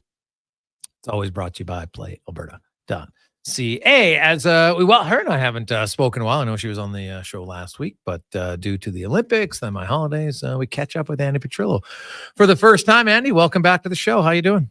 I'm great. How are you? I'm good. I'm refreshed. Things are good. Nice. We come back and when you and I were texting beforehand and what we're going to chat about today, I'm just like, oh, like this drone story when it came out, I'm like, come on. And then I looked and said, now, if I was an opposing team, I would drone plant right now for sure. I would get somebody in my neighborhood. Why don't you just fly a drone? Because they're automatically going to assume, oh, this is Herdman and TFC. It's got to be them again. But I don't know. Like, well, what do you make of this situation? To your point there, though, I mean, I guess in some ways, Canada Soccer and then Herdman being a part of this, like they created their own little reputation here. But we'll go with what we know. So, yes, the recent article that came out in The Athletic by Josh Cloak did talk about a drone that was seen over the Forge FC practice before the first leg of the semifinal of the Canadian Championship. But it's worth noting, zero proof as to who was flying that. They don't know who the pilot is. They don't know who that drone belongs to. But you're right, because of things that we know, which is Bev Priestman definitely getting caught at the Olympics. When FIFA did their investigation, there was an email that was revealed where Bev Priestman said there's, a robust operation on the men's side. Well, who was the coach of the men's side? John Herdman. So you start to like think, okay, well, wait a second, what is going on here? Now I have reached out to Canada Soccer because even though John Herdman is not a Canada Soccer employee anymore, they do own the Canadian Championship. And I said, have you thought about suspending him for the second leg, which is tomorrow night against Forge, pending the investigation? And they said no, because a lot of what they're dealing with right now is hearsay. It's the Bev Priestman email, but she doesn't specifically say John Herdman. It's reports by Josh Cloak and, Rick Westhead of TSN, who all name anonymous sources. Yeah. So Herdman himself has come out and said, I didn't do it, not me. And yet everyone else who said he did are all anonymous. So Canada Soccer doesn't want to play the game of the hearsay, possibly allegations, maybe, could be. So they are, as we all know, they have hired a third-party law firm to launch an investigation, and it's in 3 parts. The first is they want to make sure Jesse Marsh is cleared because there was the talk of the drone in Copa America, but they're very confident he'll be cleared because there are like 1,000 eyewitnesses that when he was approached by a certain employee to say, hey, this is what we do, Jesse Marsh went, get that crap out of here. I don't do it. So they're pretty confident they're very confident he'll be cleared. The second part of the investigation that they want sped up is Bev Priestman because they have not technically fired her yet. So until the investigation proves without a doubt she was cheating, then they'll fire her then. I'm confident they'll fire her then. And then the third part is the historical investigation, which will take time. And that's what includes John Herdman. But having said all that, Jason, no doubt going into tomorrow's game, if you're Forge fans who are making the journey to BMO Field, you're making signs, probably, right, that are alluding to Dronegate and calling it like from a reputational standpoint. Again, this is kind of what's unfortunate when you should be innocent until proven guilty. From a reputational standpoint, he's taken a hit for sure. He's taken a hit, and it's unfortunate. But then again, if he's proven to be guilty, then I guess he gets what he deserves, right? So it's kind of like until that investigation comes out, we can't say anything with certainty. How long do you think before that investigation comes out? I know Canada Soccer wants it fast. They've basically already said, get the Jesse to this, independent lawyer. Her name's Sonia. Forgive me, I cannot pronounce her last name and I don't want to butcher it and do her a disservice. But they have kind of politely said, the men have their friendlies on September 7th and 10th. They're like, we really need the Jesse Marsh answer as quickly as possible, please and thank you. Okay. The women are going to have a window, I believe, in October. So they'd like to know who's going to be coaching the team. So please and thank you. And I think the historical one, Jason, could be a little while. However, here's a caveat, and here's something to keep an eye on. The Heritage Committee has come out publicly since the whole thing broke at the Olympics and said they want people to report to a Heritage Committee to answer questions about this. And I believe they want it done by the end of September. So I would be shocked if they didn't summon John Herdman. I think 1,000% I'm willing to bet my house that they will summon John Herdman. So by the end of September, we might have some answers. Okay. Andy Petrillo joins us here on Sports 1440. Now, what about the actual Canadian Championship and leg 2, and what's your expectations on the field? Yeah, let's talk about the game. That's what's kind of sad, right? As we're talking about the drone gate. But here's the thing. Toronto FC is completely different as well heading into the game. I believe they had lost 6 straight or something. It was an atrocious number heading into that game against Forge, which they lost. They lost 2-1 to Forge. They didn't have Richie Larea. They didn't have Jonathan Osorio. These were players that were with the national team getting ready for Copa America. They have those guys back. There's been a change in leadership. Bill Manning got fired.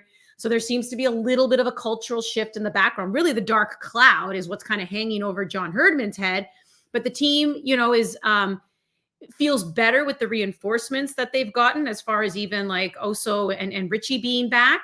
And they just came off their first MLS game back since Leagues Cup. It was a 1-0 victory. And let's put it this way. Again, as far as CPL teams have come in the Can Champ, MLS sides will always expect to win. Right. Always, always, always.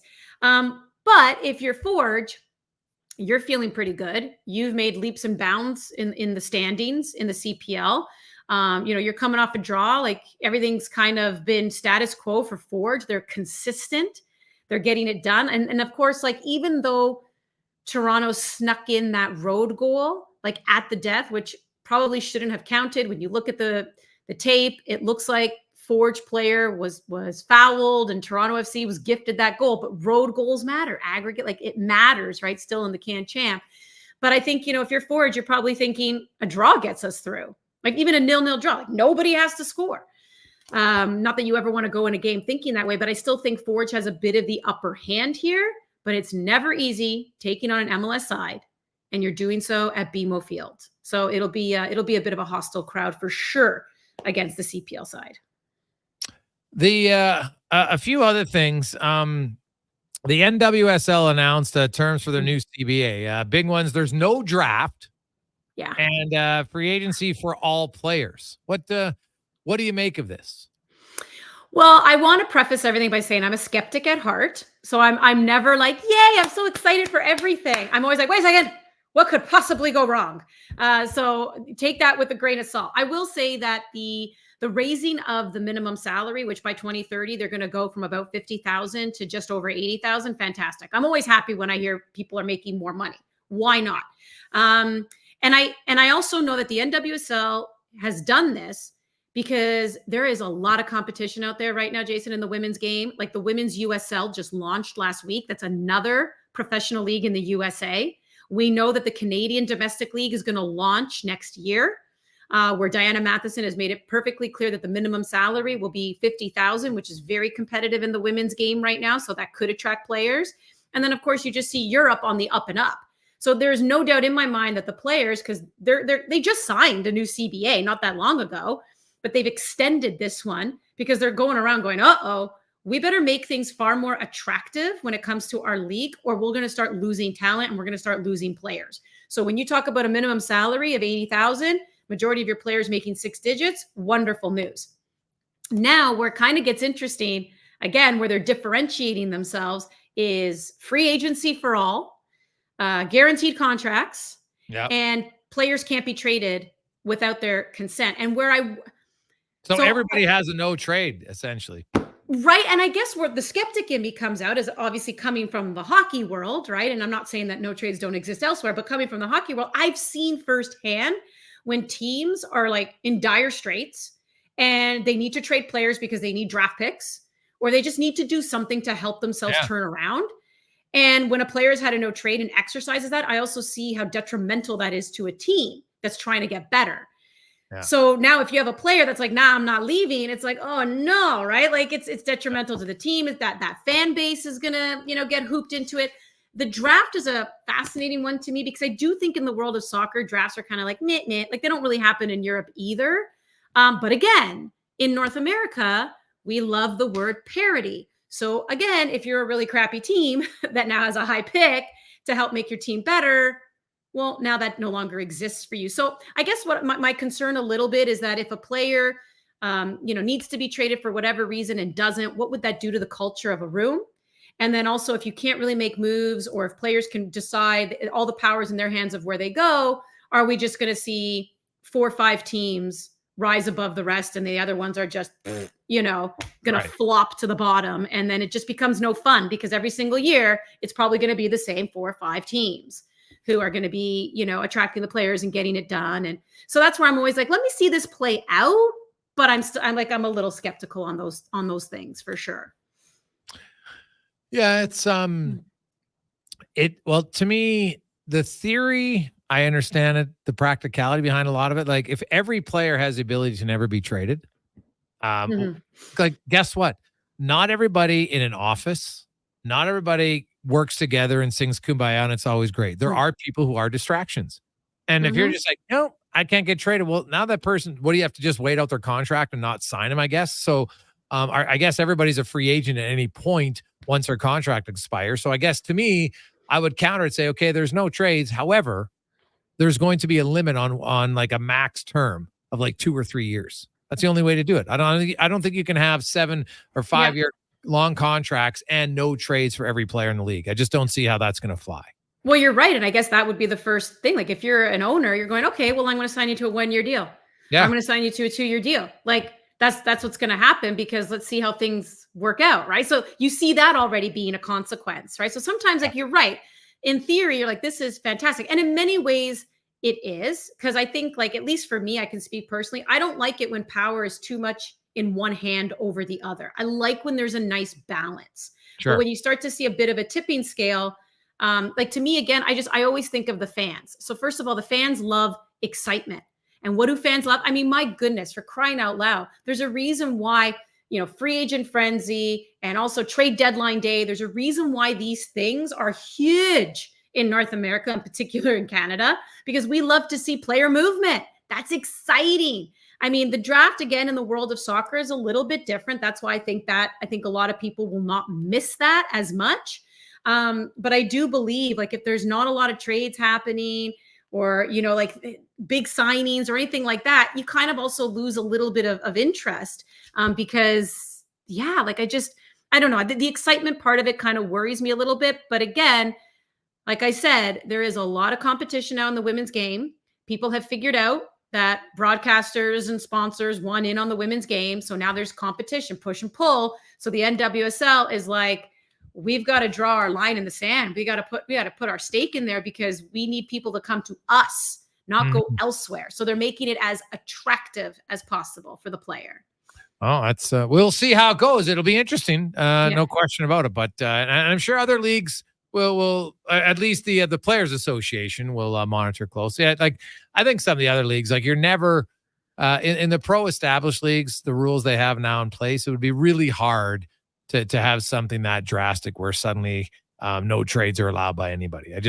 I wouldn't. I don't think that would ever fly in any other established league. Now, a new league starts up, they want to be different, no problem. But I don't think any of the established leagues would ever go to that. No, could you? Well, I mean, and that's the thing. Like, again, and I feel like we've had this conversation even in the world of hockey. There's like a select group of players earned the no trade clause. Yeah. And then it just felt like GMs were handing them out like candy. And then you started to see the pickle a lot of teams kind of were in because of it. And now I feel like maybe a little bit it can be scaled back. Although there's other things we could talk about in hockey now about signing bonuses and trying to make themselves foolproof for any potential lockout. Ooh, let's not talk about that. But like, everyone's always going to find a way to circumvent something, whether it's the players and their agent or whether it's the owners and in the league trying to figure out how to make the rules bend and twist, not necessarily break, to their will. So, yeah, I mean, the draft, that'll never fly in any other North American sport here. People love the draft. People get excited about the draft. So I don't think anyone will follow suit with the NWSL in doing that. The no trade, again, that exists. But I think a lot of people will look and go, every single player? Also, the fact that every single player is automatically a free agent, as we know in other sports, that's earned.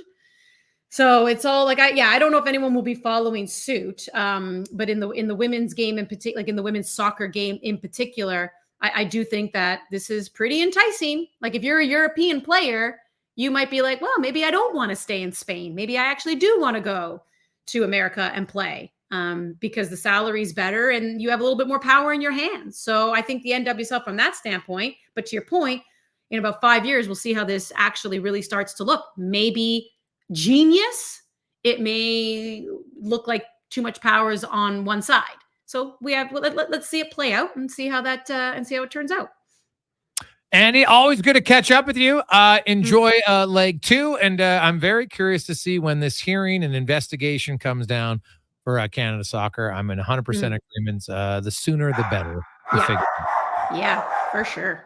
And your dog's in agreement too. So that's great. They love everything you say. Thanks, Andy. Have a great day. Thanks, Jason. Bye. There you go. That's Andy Petrello from CBC Sports and One Soccer. That, like, I would want to say one thing. So we're going to have the government in a heritage meeting over this. Like, honestly, you can't get a heritage meeting over the food industry and what they put in the markets for grocery stores and all the crap that they feed people, which impacts everybody. But we're going to have a heritage meeting to see who is in charge of a drone. Like, honestly, some days I question, and I love sports, but I question where our priorities are. Quick break. We'll return to the Gregor Show presented by PlayAlberta.ca. Papa John's newest deal. It's one big deal for one big pizza. An extra large New York style one topping pizza for only $17.99. Papa John's original fresh, never frozen dough. Hand stretched thinner to make 8 extra large slices with your favorite mouth-watering toppings. So hold and fold that slice like a New Yorker. Bigger is better when it comes to pizza. Better ingredients, better pizza. Better get some extra large New York style one topping pizza for only $17.99 at Papa John's. In 1973, deep in the basement of an Edmonton family home, an elite team of specialized forces came together to form Action Electrical. Action Electrical Divisions, assemble! Projects team reporting. Service team reporting. Testing team reporting. Energy team reporting. Supercharged with skills in their electrical fields and grounded by strong family values. Facing an electrical menace? Call on the men and women of Action. Operating throughout Alberta at actionelectrical.net. Rule number 41. Never challenge a goose in the Bow Valley. They run this town and they know it. Summer in Alberta has its own set of rules. And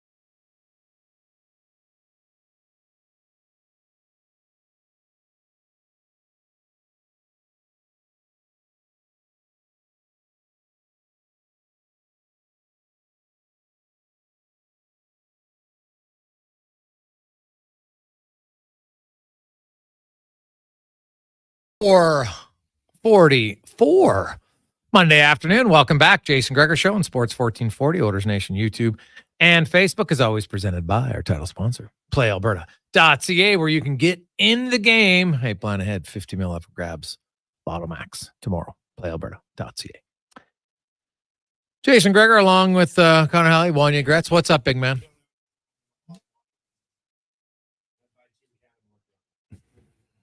Okay. Wow. Keep impounding our growth. Yeah. 40 million lotto. Yeah, hey. Drones in the sky. Why not? It could work. It's possible. We need more drones, not less. Yeah. Never know, man. Get better at hiding the drones. Never know. So, hey, let's get to 5 questions now, brought to you by The Brick, where, hey, saving you more is what The Brick does. Mattresses, furniture, appliances, big screen TVs. Always. The Brick and thebrick.com. It's time for 5 questions on the Jason Gregor Show. All right, guys, question number 1, and relating to the NHL. We've got a headline up at TSN saying NHL players preparing for labor uncertainty with lockout-protected contracts. Do you think we will see an NHL lockout within the next couple of years here as the CBA expires? Connor, 2004, younger Wanye was building a bar in town. Somebody said to me, don't you think that there might be a problem with the hockey strike? I said, what are you, crazy? You think the NHL is going to lose a whole season to a strike and be the first of the big 4 leagues to have this happen? There's no way. 2014, the Nation Network's 6 years old. We've got 3 or 4 websites going. We're working hard. 2013. 2013. So we're 4 years old. 5 years old. Do you think that you're going to lose half the season to strike? Of course not, I said at the time. So 2024, talking about a strike in 2026, Connor, I believe anything is possible.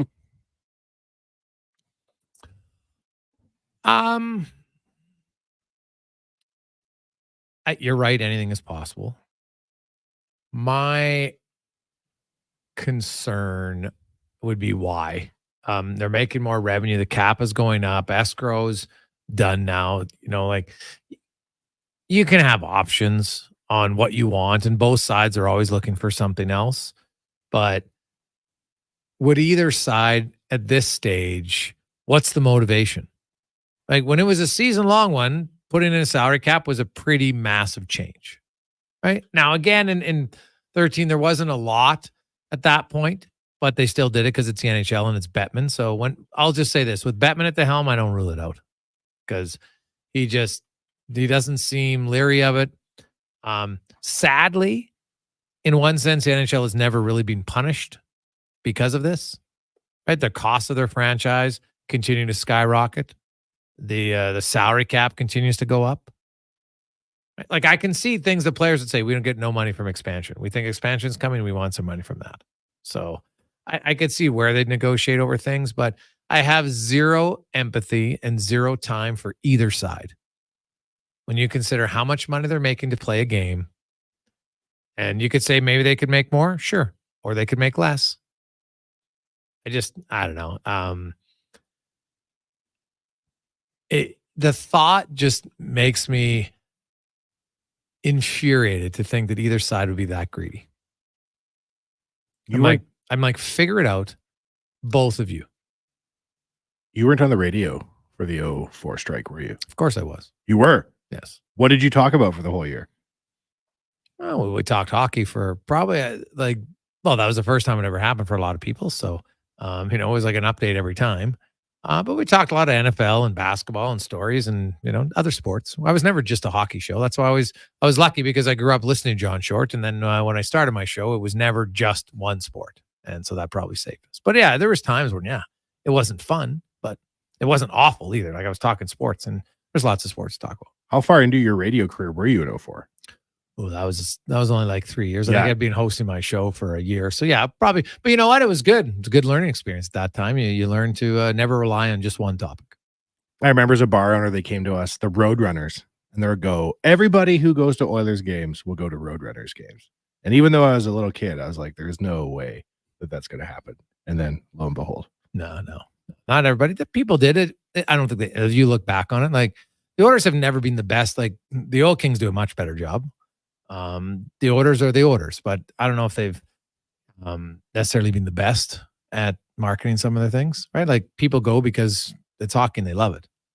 Not necessarily because they're getting treated great. Question number 2. St. Louis Blues last season finished 6 points out of a playoff spot with the offseason they've had and some of the moves they've made. Are they a playoff team next season? Good question. I look at Colorado and Dallas, I think are locks in that division. So then you have Minnesota hovers around like 100 points, man. They're competitive. They just find ways to be in the mix. Winnipeg hasn't really changed a bunch. St. Louis was right there. What were they, 9th in the West last year? They'll be close. So are they a playoff team? I'm going to say yes, strictly for the fact that they could be a wild card team and play the Oilers in the first round. Not that there should be a big Broberg-Holloway rivalry, but it would be fun. I would love it if the Oilers played the Blues in the first round. You weren't here, Gregor, so we had to make up our own conclusions. I don't know if you think that losing Holloway and Broberg is a big setback or if you think the Oilers can overcome it. But to me, it seems like dirty pool. 2 offer sheets. What on earth? Well, it's not dirty pool. It's, as Doug Armstrong said, it was there and you did it. They took a big risk on Broberg. It's a lot of money for a guy who played 80 games, and we'll see if it pans out for him. For him, I hope it does. And I don't have any ill will for him. Like, how would you not? That's a life-changing decision. He's made maybe, like I know people like Puckpedia says he's made 5.5. Do the math. He hasn't been in the NHL all those years. His career earnings are probably closer to 1.5. It's a lot easier for people to say, well, could Henrique and guys who've made $50 million take, quote, less? So I have no ill will for Broberg, and I hope it works out. He's going to get more opportunities, and he might score 50 points, and people are like, see, he'd do that in Edmonton. I'm like, do you think he'd play in the first unit power play in Edmonton? No, he would not. Question number 3 for you guys. With the Dallas Cowboys finally getting the job done and signing CeeDee Lamb to his contract extension, do you think Brandon Ayuk signs a contract this week? Yeah. Well, what's the benefit for Ayuk not to sign? Right? Like, honestly, he just starts losing money. And a lot of it. So, yeah, I think he'll sign a contract. I think he'll sign too, because the NFL always finds a way to clean up all the loose ends by the start of the regular season. There's a little bit of chaos in training camp. There's definitely a lot of chaos in the off season. But somehow for opening day, it's always sort of sorted out. Question number 4. Shohei Ohtani, of course, got to the 40-40 club, 41 home runs, 40 stolen bases, 31 games left. Will he join the 50-50 club? And if not, how many home runs and stolen bases do you think he finishes with? 50-50. First of all, he's the fastest guy ever to 40-40. I look at Ohtani and yeah, I think he's going to do both. You know what? I love seasons and records like this that you didn't think people were going to do, and boom, he goes out and does it. So yeah, I'll go 50-50. I'm going to say 51 home runs, 51 stolen bases. I actually think the stolen bases are going to be harder for him. You have to move. Yeah. Well, he's got to get on too. You got to be in those situations. So I hope it happens. I'll just agree with Gregor Connor to look like I know what I'm talking about. Oh. Yeah, totally. He's so fast. Final question for you guys. It is National Dog Day. So if you had to pick, what is your favorite breed of dog? A hot dog. Did you miss a breed? Did you miss these genius takes, Gregor? Yes. A hot dog. Yes, I did. That'd be my dog of choice. I'm not a dog guy. Not a dog. I've never had a dog growing up. What? I was raised in a lab. What kind of parents? No cats either. Allergies in the house. Oh, so you don't have any? You've never had a pet. What about now? Like, are you allergic to dogs now? I don't think that I'm allergic to dogs, but if you don't grow up in a pet house, yeah, it's hard to cross the threshold and become a pet owner. I have a 3-year-old. Yeah, well, you might have to get a pet for your 3-year-old. There's just something about having pets. He's the pet. Yeah. Yeah, well, eventually he'll want a pet. Sleeps in a crate. Yeah. This is a really tough question, Cons, because if I went with my recency bias, it would be Cavalier King Charles Spaniel, because that's what we have. And Mabel's a killer dog, super friendly. It's just been unbelievable. So I'm gonna split this up into small dog and then larger dog. I'm going with a purebred border collie because we've had a few of them at the farm and they're money dogs. So that's what I will go with. You? Yeah, a little conflicted, I guess. We had a Shih Tzu growing up, but the runt of the litter didn't bark. Maybe barked 2 or 3 times in her 17-year life, which was kind of nice. So if I could duplicate dogs, I'd love to have Panda. That's what our dog was named growing up. And I think now, like I'm a small dog person. I don't want the tail knocking stuff over in the house, making a mess. So maybe have an ease with a shorter haircut. Don't like the long hair, so I'm a little bit shorter. Is there any breed of dog you would for sure not want? You're just like, no chance. For me, above the knee, like if it's taller than above the knee, I don't know. So any of those big dogs? Yeah, I like them occasionally. I don't want them living in the same house as me. They make messes. My brother in Vancouver went the other way after he had no pets growing up and bought a bull mastiff. Big dog. It runs the house. But it doesn't do much. Like they're very calm. Like it doesn't have to walk the dog, I'm pretty sure, right? Oh, no, they have to walk it all the time. A mastiff has to be walked lots? Well, they walk theirs. I don't know if they have to. Okay. But like if that dog comes into the room, everybody has to move where they're sitting and stuff for fear that the dog's going to sit down and the earth will shake. These people who get these huge dogs, I don't know what you're trying to prove to yourself, other dog owners. Get a little dog. Why do you need a horse? It's ridiculous. Every time I go over, they got to worry about the dog. The dog has to go in the back of the truck. We can't go in the car. The dog's too big. The dog's got to go upstairs. How old's the dog? They're on their second bull mastiff. When the first one died, very sad. They always They're liked it. We can't wait to get an even bigger dog. Bigger dog. We need a flatbed truck. Wow. Nice. All right. The only dog, and I'm only basing this on experience, so if you have one, please don't be offended. Boxers. Sorry. They seem like everyone I met, smart as stick. No. No. Can't do it. Very jovial, but just not. They seem to be like not the sharpest knife in the drawer. No. Do you know what I would name my dog that I would never get? I have a name. Bark Zuckerberg. Like the Facebook guy. But It's the too dog. long. It's too long of a name. Call him Bark. Yeah, well, there you go. Call him then Zuck. His name would be Bark. Zuck. Hey, Bark. Bark Zuckerberg. Zucker, maybe. Yeah. Facebook guy. Yeah. So nice. Would he sue you? The dog? He would. How can Mark Zuckerberg sign you if you call a dog Bark? No, Zuckerberg? he seems petty. No, he could be petty, but there's nothing. He'd have nothing. He'd have no leg to stand on. Well, if the dog started a social network and put its own name at the top, Bark Zuckerberg presents, we might have some sort of difficulty. Wouldn't put it past the dog. There you go. We got a lot of dog owners text in. You could get a whole show on dogs because you know what? There's if you're a dog owner, I get it. Like you're pretty passionate about your dog. Right. And then there's, I just want a dog that other people are friendly around. That when you see the dog, they don't have to worry about the dog biting you or anything like that, or your dog attacking another dog. Like, well, that one I never get. But what kind of dog is Connor McDavid's dog? That seems like a nice dog. I have no idea. You don't know? No. Leonard? If anybody knows. You know what? You could have given me 50 guesses and I wouldn't have guessed his dog's name. I follow the dog on Instagram, Gregor. Oh, Leonard the Bernedoodle. That's what he is. I was going to say, you should know then. The Bernedoodle. All right. Connor loves that dog. You missed the McDavid wedding, Gregor. What'd you think of that? How did I miss it? I didn't go to it. So I didn't notice that. How would I miss? I didn't see anything about it. Did you see the wedding photos? No. Do you read Vogue Australia online only? I do not. So you missed They the whole got wedding? married in Australia? The publishing company of note that covered it, that flew in the photographers, was Vogue Australia. Why not Vogue North America? You were on vacation. We don't know the answers to these questions. I would look to you for this type of information. Did they sell the rights to their wedding? Of course. For what? I don't know. All of us clicking on the Vogue Australia. Me looking at guess 3 in the morning. Yeah. Lauren Cowell had 6 So different dresses. I'm assuming then they pick which photos get shown. Such good photos. Oh yeah. I don't know. I'm a big Oilers fan, Gregor. Sure. I watched the Lauren Cowell one. Have you looked Instagram. at all your friends' wedding photos when they got married? I consider Lauren Cowell one. Have you looked at all your friends' wedding photos when they got married? Did I follow the royal wedding? Yes. No, you didn't answer my question. No, I didn't look at my friends' weddings. So that seems odd to me that you wouldn't look at your friends' weddings, but you would look at someone who you've never interacted with at their weddings. I just find that odd. I couldn't do it. I'd rather watch my friends' wedding pictures because I know them. I'm like, oh yeah, hey, there's old Grandpa Steve. I remember him once. Look at Sally. She looks really nice. I don't know. I don't have much. I've never been really interested in people I don't know's lives. Well, I feel as though I know LK1, Lauren Cowell 1 on Instagram. Thank you. She's my queen. She's Edmonton's Beyonce. This is our royal wedding. I had a great time at the McDavid wedding.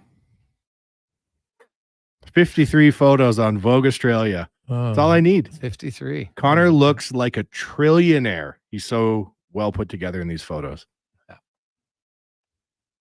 Hey guys, now I don't even know if I'm saying this night. Weemanor mix with a lab. Best dog ever from Darren. Is it the Wymanor? Wymarner? I don't even know how to say that. Never even heard of that dog. There you go. Guys, the Mount Rushmore of dog breeds: Siberian Husky, German Shepherd, Great Dane, Golden Retriever. Gregor, while you were gone, great debate. We did a Mount Rushmore every day. Oh, that's fine. And Spec thought we'd lost our minds. I'm confessing to you. Everything was a Mount Rushmore in the 5 questions. But did you guys only ever actually stick to 4 people? Never. There you go. So the Mount Rushmore of dogs would have been how we presented it. yeah. But what was your favorite Mount Rushmore? The Mount Rushmore of mountains. Kilimanjaro. Was it ahead of Everest? Mount Fuji. Well, it's in the tops. K2. Yeah. I've never been on a mountain. And that's not true. I've been on mountains, but never a mountaintop. I got to go to the ridge, Sarrail Ridge, but there was a little level above me, so it wasn't right at the top. Given your level of fitness and competitive nature, I would go out on a limb and guarantee you're going to climb a mountain in the next 10 years. Yeah, the rock climbing aspect, like when you're out on a ledge where if you fall, like that part, I'm like, you know what? I'll go up a steep hike and everything where to the point where at some points it was so steep, like I was literally crawling on my hands and knees. No problem. Because the chance of me all of a sudden just sliding all the way down, low. being on like a rock climbing. Now I get that you're tethered in. I understand all that, but I've heard of more mountain climbing deaths than I have of hiking deaths. So I'm like, not sure. Now skydiving, I would do it in a heartbeat. I don't know why, but I don't have the fear of that. I'm like pretty sure I got 2 parachutes. One of them's going to open. I can see you showing up one day with like crampons and these little axes they throw in. You're like, did you hear? I don't think so. I couldn't see me doing that. No. Going to Kathmandu. No. Gregor's grads. I would like go to a hike up to like Mount Everest base camp, just to the base camp. That's, it's a good challenge, right? Like it takes, I think it's 10 days because of once you get to that certain height, you can only go up, I think it's 300 or 400 meters a day. I don't know the exact number. It's somewhere in there, right? So that is something that I'd be interested in, but mountain climbers, good on you who do it. I don't think I could do it.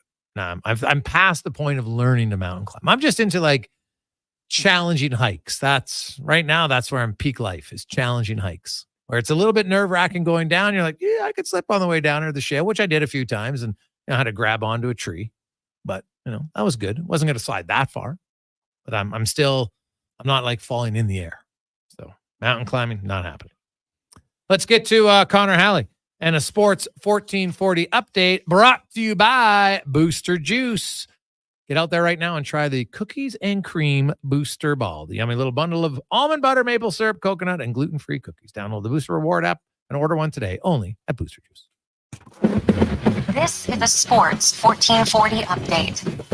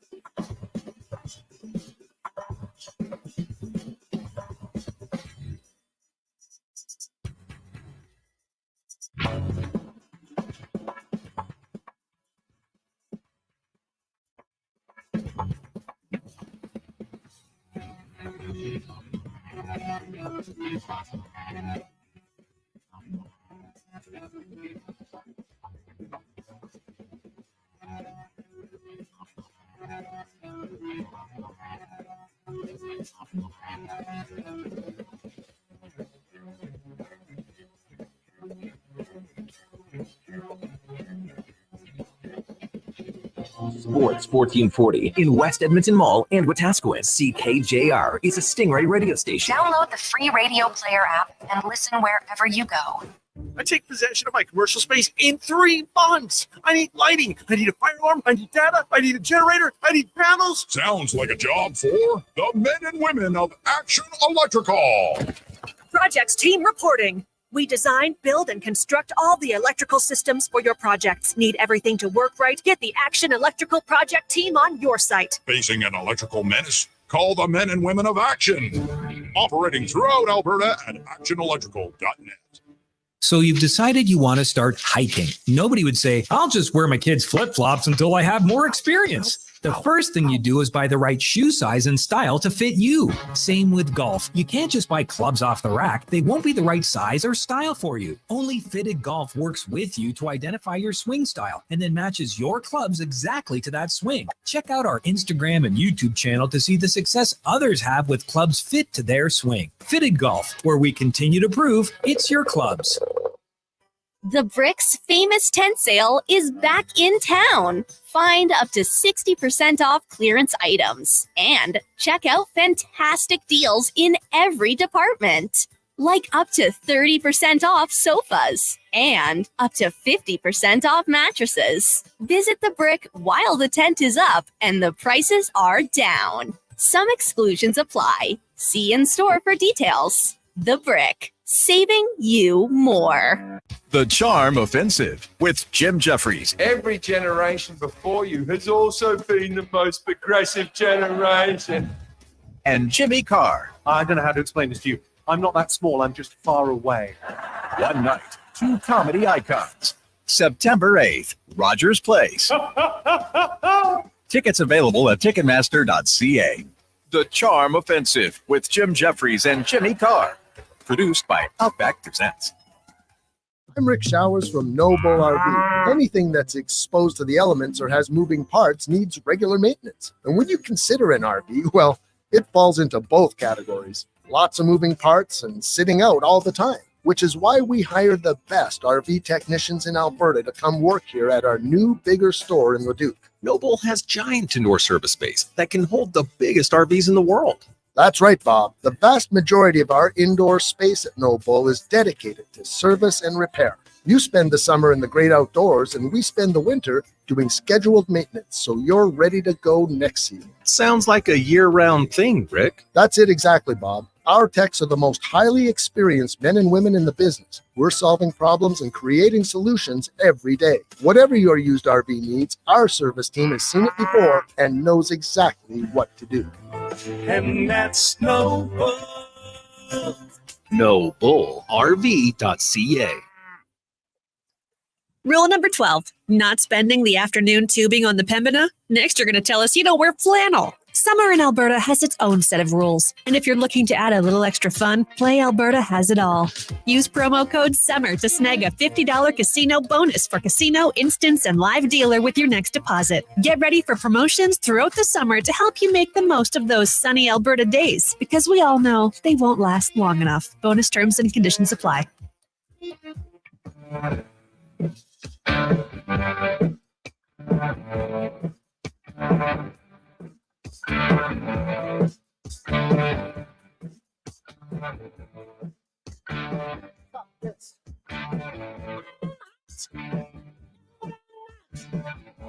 I'm calling this. Step aside. A pain price. Take a break. And I don't change your life. Nothing you can do.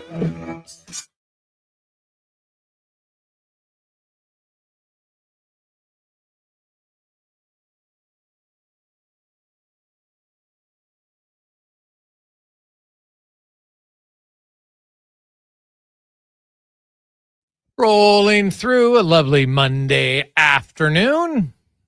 Welcome back to the show, Jason Gregor. Connor Halley, Wanye, Gretz with you on Sports 1440, Oilers Nation, YouTube, and Facebook, as always, presented by PlayAlberta.ca. Get in the game, but remember, if you try it, use your game sense. Learn more, go to gamesense.ab.ca and learn to stay within your limits. As it is time for the Spec Report, brought to you by GS Constructions. Well, you know what? They always keep expanding their limits, and great company means more opportunities for you to work for them. They celebrate their 50th year.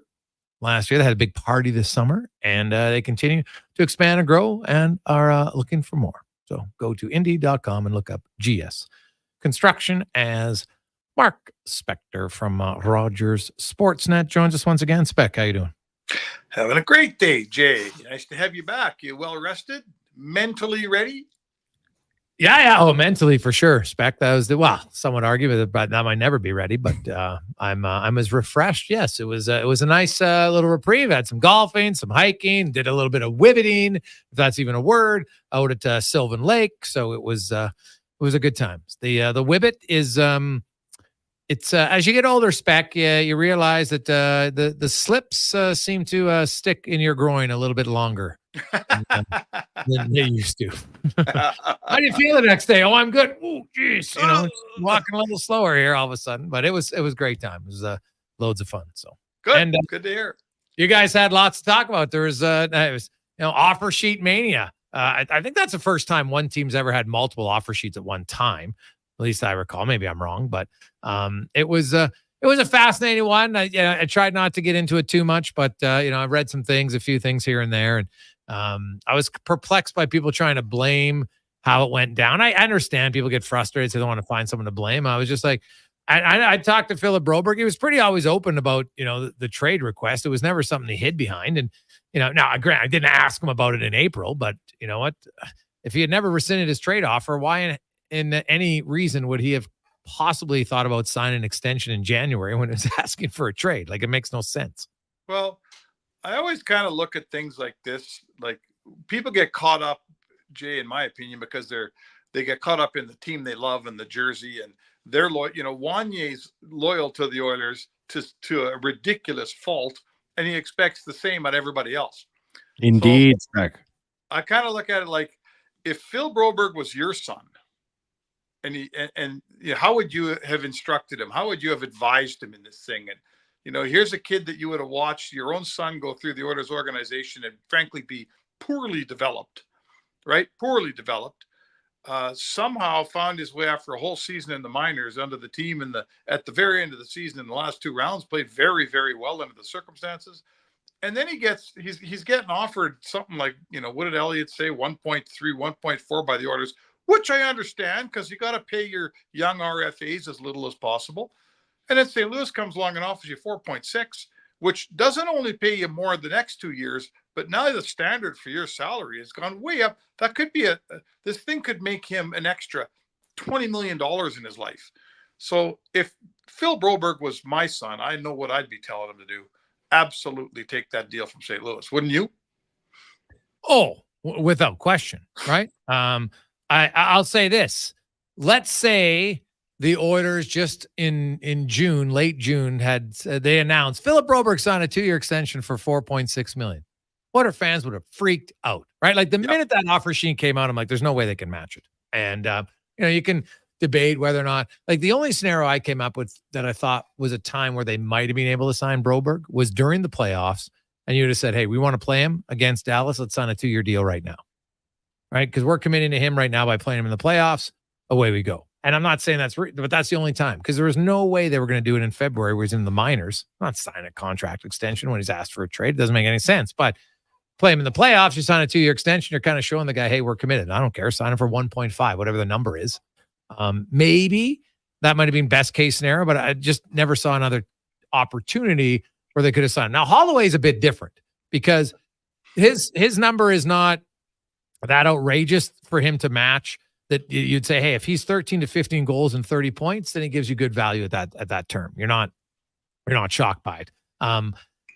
I look at his as a more of a discussion point in the sense that I can see the side that, yeah, he took the money now and it's good money.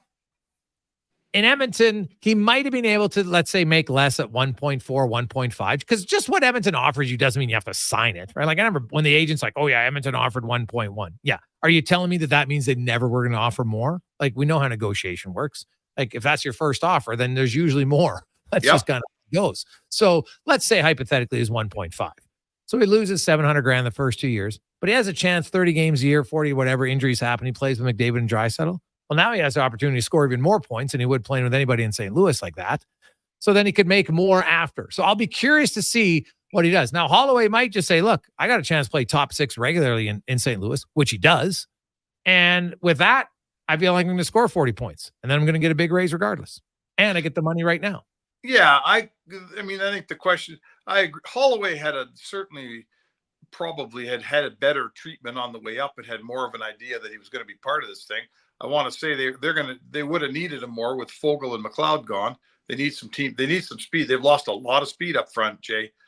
But you know what? Edmonton's pretty crowded on left wing, right? Like, what if Evander Kane comes back and plays? Just throwing it out there. What if he comes back 25 games in and plays? So you got Nugent Hopkins on the first line. You got Evander Kane is one of your middle 2 guys for sure. Probably your second one. You know, they've signed all these older guys already. You got Janmark in there. You know, like, where was Holloway was the bottom 6 guy here. He's going to probably get second line left wing treatment in St. Louis. And hey, they're big boys and they've got smart agents. And, you know, a lot of people out there looking at Holloway's press conference and saying he regretted coming, regretted signing it. forget it. Are those the same people? Are those the same people, Spec, who got mad when they said, "Look at Connor McDavid. He's unhappy. He got drafted by the Oilers." To me, that's ridiculous. They're the same people. That's just a bunch of conjecture by people who love the oil drop. So my point is, it's, you know what, they always say it, it's business, and that's what it is. And Broberg and Holloway did their side of the business, and then the Oilers, who had the Oilers had the opportunity to match on those guys. They ended up shuffling. Stan Bowman shuffled that deck enough that if he wanted one of them, particularly Holloway, he could have afforded them. And they looked at it, they said, no, we'll let him go. So see you later, and we'll see you twice a year when the Oilers play the Blues. Spec, a few other things going on in the world of sports. I know you're a big baseball guy, and you look at what Shohei Ohtani's doing. He's in the 40-40 club, the fastest to ever do it. He has a chance to be the 50-50. Yep. And then you look at Aaron Judge, who, 3 times 50 home runs. And there's not many guys in the history of baseball to ever do that. And he is like, this guy is like, and he's not just like, this isn't Rob Deere, who used to hit 40 home runs and hit about 210. You know what I mean? Like, this guy he's got the second best batting average in the American League. He's got leading RBIs. He's leading in home runs. Like, he is one hell of a player. And another great example of in pro sports, everybody develops a little bit later. He spent 3 years in the minors after 3 full years in college before he got to the majors. Rob Deere. I covered him in AAA. I've heard that name for forever. You're right. And look at the player he's turned into. And I mean, we're blessed. It's, every sport needs its stars, right? Basketball's better, with Steph Curry and LeBron and the star players. Hockey's, we're so blessed in Edmonton to have 2 world-class superstars. We watch 82 games a year. And you know what? I said to Kevin the other day, like, I'm sitting here right now as we speak, right behind my phone that I'm looking into talking to you is a Yankees-Washington game. And the only reason I turned it on, Jay, is just in case Aaron Judge comes up while I'm sitting here. I want to watch Aaron Judge swing the bat. So does everybody in the baseball world right now. You don't have to be a Yankees fan. It supersedes who you cheer for. I don't care if I ever see Washington play another baseball game until they're any good. But I'll tell you what, I'll watch the Yankees all day, and I'll watch the Dodgers with Shohei Ohtani. Those 2 guys they're bringing something to the game that Bonds and McGuire and those guys did. But we all had a pretty good idea that it was somehow phony back then, and Sosa, right? We all knew deep down these guys are all roided up. I'm not telling you these guys aren't. They haven't been caught, so they're innocent till proven guilty. But I don't feel that way about them. I don't feel like they're coming out of nowhere. I don't feel like this is all a phony show. 2 unbelievable generational players playing at the same time, setting new numbers at the same time. It's pretty cool. Yeah, well, lots of guys have hit 40 home runs, and guys have stolen. For Shohei, what's crazy about Shohei Ohtani is the guy's like, well, you know what, I can't pitch this year. But I guess I'll just add stolen bases to my repertoire. Not that he hadn't stolen bases before, but obviously not to this level. And it's just like, he is ridiculously good. And in everything he does, Spec. Like, and that, like, baseball, just, we've never really seen an athlete like this. Like, we talk about Judge, and but he can't pitch. Shohei Ohtani can pitch, and he can pitch really well. And, oh, by the way, he can steal bases. Oh, now he can hit you 40 home runs. Like, it's freakish what he does. Like, there's just not, like, Aaron Judge can't hit 50 home runs and steal 50 bases. Right. Oh, it's, and then you throw the pitching part in, and it's just like, I mean, in our lifetime, I'm trying to think of, there's been defensemen, they've moved up to forward or forward. Remember when Fedorov played some defense and we thought that was such an unreal thing? That's not even close, right? It's not even close to being a hitter and a pitcher. Like, it's completely different. So it's, I don't know who's pitched. Would they go way back to Babe Ruth? None of us were alive back then. And I'm not sure how good a pitcher he was. So this guy, he's, we're watching Hall of Fame players in their prime, and you should pay attention, right? When you get a chance to watch a Hall of Fame player in his prime, don't let it slip by and say, I never really saw Shohei Ohtani play very often. Watch him play when you get a chance, because you don't see this guy ain't coming down the pipe every decade. Switching gears, Spec, there's an article today talking about the NHL players preparing for labor uncertainty with lockout protected contracts. This is starting to appear on the horizon, but what are your thoughts about a potential stoppage in play? Oh, Well, it's a good question. I mean, the hill to die on in hockey is always the cap now. And, under Goodnow, the players said, we'll never have a cap. We'll never, ever, ever have a cap. And he promised it. And Goodnow left and they got a cap. He basically quit over it. Mm-hmm. And now the NHL has the cap, and Gary Bettman will die on that hill. He's never given that cap up, Jay. He has never given up. The owners are never giving up the salary cap. We'll lose a season before they give up the salary cap. So I hate these things. I've covered at least 3 of them now. They suck. A bunch of billionaires fighting a bunch of millionaires. Hockey fans, who wants this? So lockout protected contracts. I mean, we know how those work, right?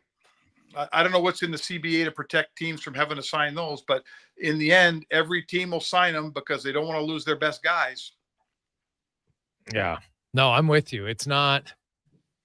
I'd like to think that, the players are just, hey, they're getting more money up front because they, it benefits them even more, right? You get that money, boom, in a lump sum rather than getting stretched over 10 months. The interest you make more on that right away is massive, right? There's, any mathematician out there can figure that out for people, but so that's what I'd like to think. Like when they brought in the salary cap, that was a pretty major event. Now, I was trying to think back to 13, and I don't even remember what was the major sticking point, to be honest, which is kind of sad. So that's why I don't rule it out, Spec. With Bettman at the helm, I would never rule out a possible lockout. And that's sad to say, but I've seen too many of them to think that he'd be like, well, this wouldn't be good for the game. He's like, we've done it. It doesn't hurt us. Our numbers keep going up. We can do it again. And I firmly believe that's how they think. Yeah, listen, I'm a guy that goes on history, so I agree with you. Bettman has presided over several, 3 lockouts here. Yes. And, I want to say, yes, they're lockouts, okay? They're lockouts.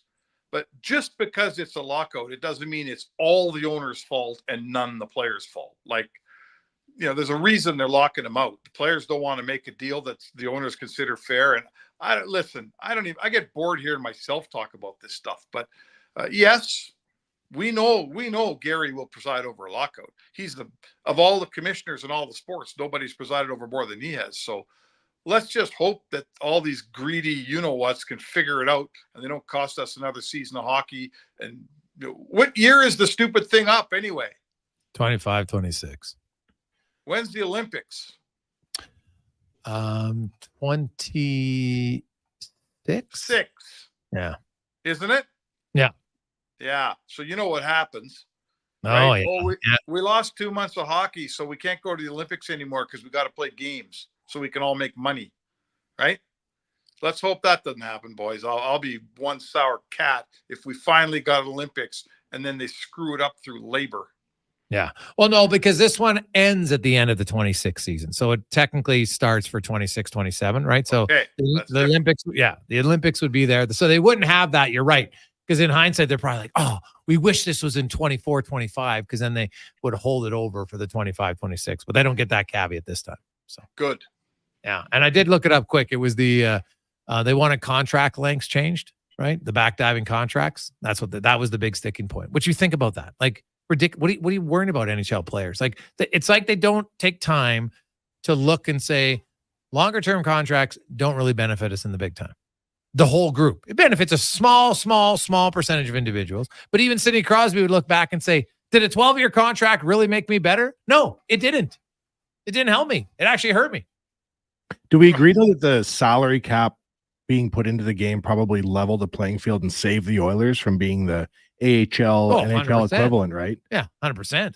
As bad as the strike was in 04, I feel like as an Oilers fan, first and foremost, that was actually losing a season was terrible, but it was for the small market teams that they tried to put this cap in. No doubt. But as Spec pointed out, the players were like, we'll never do it. And then they did it.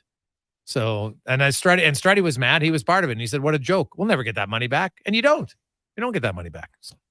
No, and the other thing is, yesterday's small market team is today's Edmonton Oilers, that are one of the most mighty economic teams in the sport, right? Yeah. So yes, now we're preserving the salary cap for who? We're preserving it for the Floridas. We're preserving it for the Columbuses. We're preserving it for if they ever give Atlanta their team again. So you know what? we all start to wonder now that we're on the shoes on the other foot, right? Who are we losing games for? Who are we fighting for at this point? Fighting for a bunch of teams where the people in their city don't really care that much about hockey. Yeah, but keep in mind, if the Oilers ever lost McDavid, they might be a small market team again. So we'll see. No chance. Well, you think they're going to be able to charge that same ticket price? Oh, maybe they can't charge the same ticket price, but Jason, they'll charge more for tickets than 60 or 70% of those American teams until long after you and me are in the ground, buddy. All right. Well, we'll see. We shall see. Spec, have yourself an awesome day. All right. Nice to have you back, Jay. I bet. Thanks, man. That's Mark Spector and the Spec Report, brought to you by GS Construction. When we come back, Kevin Woodley. Man, there's lots going on in the goaltending world. What does it mean? We'll find out next on the Gregor Show, presented by PlayAlberta.ca.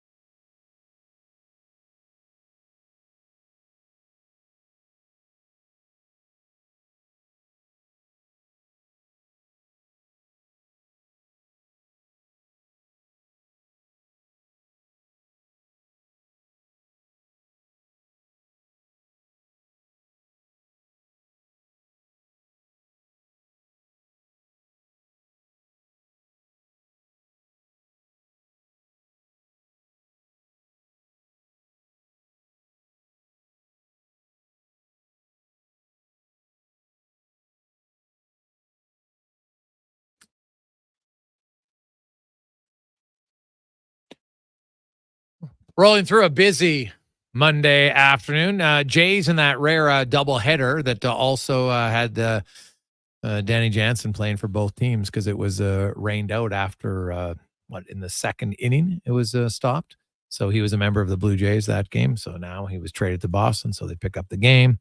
And he plays as a member of the Red Sox. But the Jays won that game. Vladdy Guerrero, a few more hits today. That guy, the hits keep on coming for him, man. His numbers, he's probably going to end up third maybe in AL voting for MVP. Team's not good enough, but he's having his stretch now has extended from July all the way through the month of August. He has been absolutely mashing the ball for the Blue Jays. Let's go around the NHL now. Brought to you by McDonald's and $1 cones, $2 sundaes, $2 milkshakes. Summer's almost ended, but get in. The deals are still on right now at McDonald's as we welcome in from In Goal Magazine and NHL.com. Kevin Woodley joins us. Woodley, how you doing? Well, I was going to say summer's over here in Vancouver, I think, Jason, not just because I've been busy covering actual news around the hockey team and goaltending in particularly, but because it's just absolutely pouring rain today. So I hope the weather is better where you are. I do give you guys a hard time about how nice it can be here, but it's been raining for the last couple of days off and on, and it feels like winter. I'm hoping this is just a little glimpse and just a taste, but this kind of sucks. Well, the last few Septembers here have been magical, and I expect this next one will be as well. And you know what? It's maybe rainy and drizzly and has everybody in a gray mood because the goaltending situation in Vancouver has suddenly had a few people with concerns. First of all, Ian Clark, moves out as the goalie coach into a different role, and now Demko's health, whether or not he's going to be ready to go, is in question. I guess start with the Clark move, Kevin, and what do you make of that? I do believe, parts of the press release there was some vagary in the press release the Canucks sent out. And the part about him not being able to fill his role, I do believe is related to health. There were nights in the press box, Jason, where he could barely walk. I know that their team doctor had put some injections in his knees. I believe both sides are bone on bone. Oof. Again, just part of coaching goaltending into your mid-50s. It's funny, it really is one of the positions on a coaching staff that probably has the most physical toll. I believe there's a shoulder surgery coming up for him as well. It's in his future, and that's pretty common. I remember Stefan Waite, when he was with the Montreal Canadiens, actually had to get one shoulder done 1 year and one shoulder done the next year. And so couldn't shoot, couldn't go on the ice. Obviously, because if you fall on a surgically repaired shoulder while you're out there, even if you're not shooting pucks, that can be catastrophic. So it is a position that, these guys rip hundreds of pucks a day, if not thousands, and it takes a toll. And I think it was taking a toll on him. He had 2 years left on his deal. I kind of expected a transition because this is the thing. He was the director of goaltending and the goaltending coach. Yes. I expected a transition to director. I figured it was still a year away. And I figured that the guy they had in the American Hockey League, Marko Terenius, Finnish goalie coach, spent a lot of time in the KHL, including with Igor Shesterkin at SKA, would transition into that role. And I kind of figured that would happen next year. Okay. So that part, I believe he probably asked for a reduced role, reduced ice time. I don't believe... I'd be shocked if he asked to just be a scout, to ditch the director title. That's the part that makes no sense to me. I don't know what happened between the two sides that's where they ended up. Maybe I'm missing a piece here, but to walk away, I guess not completely, because his scouting and draft and develop record is, when he's in Columbus, 6 of 7 drafted goalies made the NHL. And a lot of them had, are still having careers well above their draft status.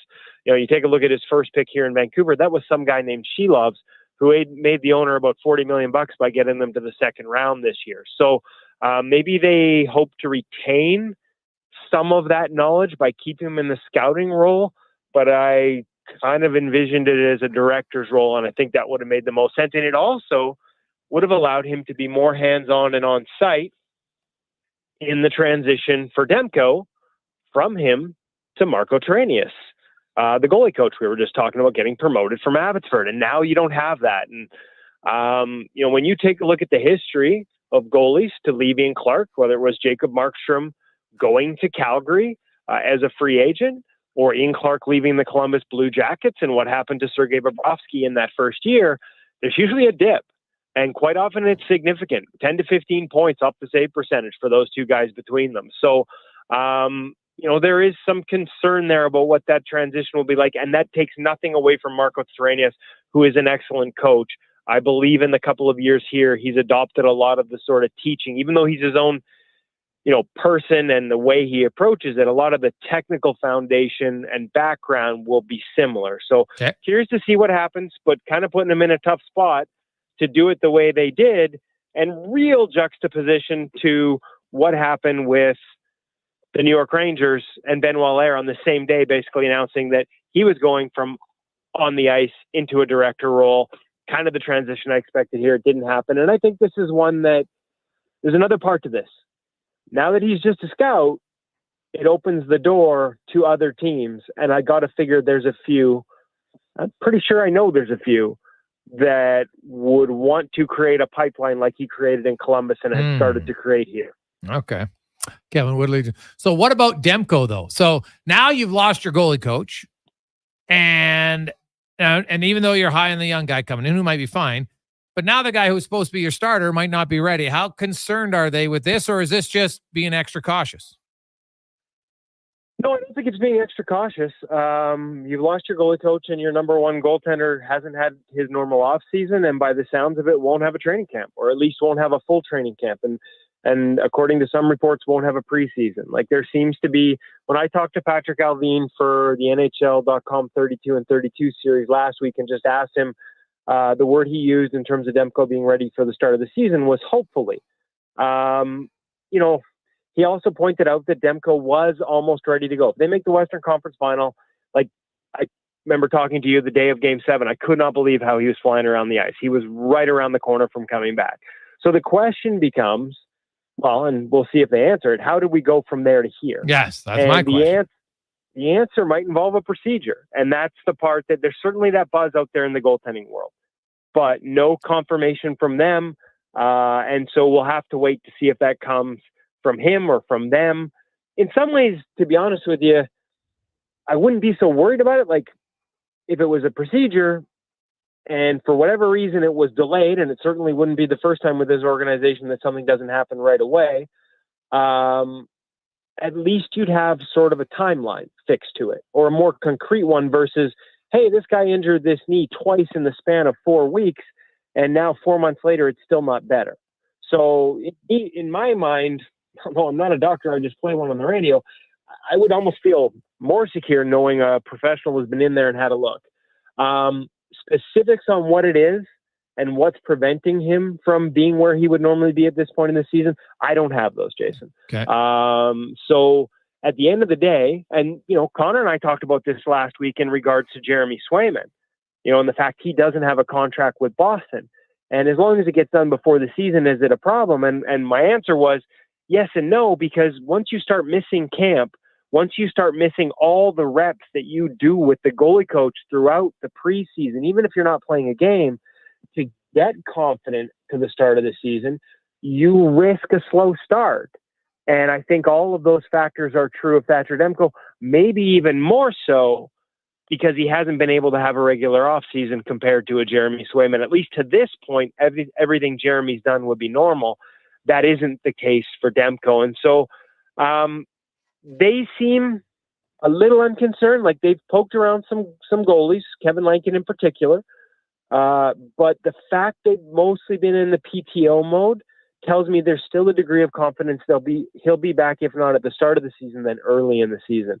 Because I think if they felt there was a chance he wasn't going to be ready, when you look at their depth chart after him and a whopping 17 games combined of NHL experience, you think maybe you'd like to solve it. That said, the one caveat is you can always find a guy in waivers, and sometimes outside of a Lankinen, the names available on waivers might be more attractive than what's on the open market right now. Kevin Woodley from InGoal Magazine and NHL.com joins us. So we've talked about Vancouver. What about the changes in New York? How do you feel this impacts Shesterkin, et cetera? Well, I think the good part is you've built a continuum, and that's the whole point of having a director of goaltending. It's why most teams are going that way, to build some consensus and consistency from top to bottom. And so, Benoit Allaire, and interestingly enough, I talked about the physical demands of the job. I don't know how many people even knew this, but Benoit Allaire hadn't traveled with the Rangers for a couple of years. I think even in Henrik Lundqvist's final season, Benny wasn't with the team when they were on the road, at least not out to the West Coast. Maybe it's different on short trips. We all know how easy the travel is back east. Sometimes you're on a bus and back in your own bed at night. Right. But the long trips out west, he wasn't making and hadn't for a number of years because of the toll physically that had taken. My understanding is on his hips. So they bring up a goalie coach in the American Hockey League who is intimately familiar with how he coaches and how he teaches. He knows the Benoit Allaire system. And they bring in a coach in Brendan Burke out of the Western Hockey League who is also intimately familiar with how Benoit Allaire teaches and that system, because he learned a lot of what he does from his dad, Sean, who reinvented his career under Benoit Allaire with the Arizona Coyotes, had a late career resurgence, yes, and uses a lot of those philosophies with the success he's had as a goalie coach, both in Arizona, as a director briefly in Montreal, and now as the goaltending coach for the Vegas Golden Knights. So, you know, I don't worry as much about Shesterkin because that continuity continues. And interestingly enough, one of the things I heard throughout this process, because there was a time where everybody in the league knew this job was opening, but they weren't certain that Benoit was going to stick around and be the guy to go into the director role. There was some thought he'd just retire. And one of the things I heard this season was that Igor actually brought his Russian goalie coach over and was on the ice with him during the year. So I don't know if that's something that, you know, top to bottom, they're going to encourage or if that'll be a part of the future, but it was definitely something that raised my eyebrows a little bit in terms of having that outside voice come in. That's not something you see very often. We heard about it with Campbell and Manny Legacy in the minor leagues. Yeah. But it's the exception, not the rule. Lastly, I know Lankinen was the guy you felt was ready for a breakout year. You've called the last two. Outside of Vancouver, do you see anybody else, hearing anybody kicking tires on maybe signing him? There's got to be some interest. Because as I said, it may have started as a PTO with Lankinen here, but there certainly was talk that it got to more of that. That's a bit of the buzz. I don't know. I don't have that concretely, Jason. So I think there are teams interested.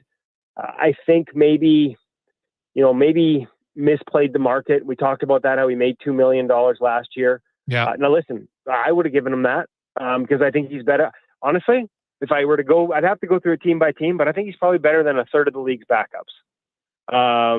But once those chairs got filled, teams weren't willing to spend what he was making last year, $2 million outside of Stolarz and Brossoit. And again, I think that's a mistake. He would have been worth it, but the music stopped and he didn't have a chair. So now he's left to scramble and sort of wait to see who has a need. There are a number of teams that are looking for threes right now. If you're Kevin Lankinen, it's a matter of, do I take one of those jobs on a one-way with upside to be in the NHL? And to me, that's absurd because he absolutely is ready to pop in the NHL. So the idea that he might end up taking a job that, you know, might be penciled in as a three, I think he's almost better to wait and see whether it's an injury or something like that leads to an opportunity. Because I know that I do believe there's multiple teams expressing interest. It just hasn't been financially at the level he expected. Kev, as always, great stuff, man. We appreciate it. And we will chat with you next week. Have a great one. Sounds good, Jason. Look forward to it. There you go. That's Kevin Woodley from InGoal Magazine and NHL.com. Always great insight on the goaltending, the Ian Clark. That's a fascinating scenario to watch in Vancouver. Are they going to lose him completely outright of the organization? Demko not healthy? Ooh. Things change, man. Like, hey, the Oilers got some concerns on the blue line. Vancouver's got some concerns in goal. It happens. That's why every year is great, because you don't know what to expect. 833-401-1440 in our inbox 833-401-1440. We'll come back. We got Wanye's World and more on the Gregor Show, presented by PlayAlberta.ca. Move Water is your one-stop shop for all things water. From freshwater to wastewater, we've got the pumps and solutions to keep your water moving where it matters most. Move Water, your water solution experts. Visit movewater.ca today. Bacon or sausage and egg McMuffin? It's a delicious dilemma. But what if you didn't have to choose? The Mighty McMuffin is back with bacon and sausage. Mighty McMuffin, mighty impressive. For a limited time at participating McDonald's in Canada. The Bricks famous tent sale is back in town. Find up to 60% off clearance items and check out fantastic deals in every department. Like up to 30% off sofas and up to 50% off mattresses. Visit the Brick while the tent is up and the prices are down. Some exclusions apply. See in store for details. The Brick, saving you more. Diablo Boots in Canada West. Two great names in working cowboy boots. For over 60 years, Diablo has been selling the best-made Canadian boots. Diablo has boots from sizes 6E to size 15 EE, just for you. Why buy boots made in China like Ariat, Justin, or Red Wing, when Diablo has the best quality for less, made in Canada? Diablo has working cowboy boots with replaceable soles and heels for longer life. So, save on boots by Save On Foods. That's Diablo Boots, 3340 Gateway Boulevard, on the east side of Save On Foods. Boats. Hurry in today for best selection. I'm Rick Showers from Noble RV. Anything that's exposed to the elements or has moving parts needs regular maintenance. And when you consider an RV, well, it falls into both categories.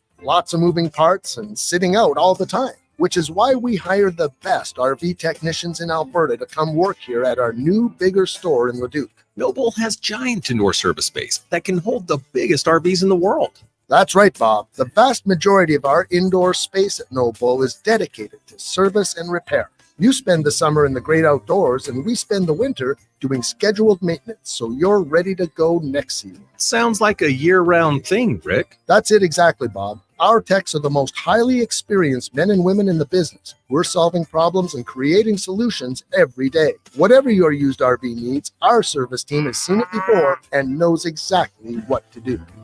And that's Noble. NobleRV.ca. Make it do it, makes us all better, faster, stronger.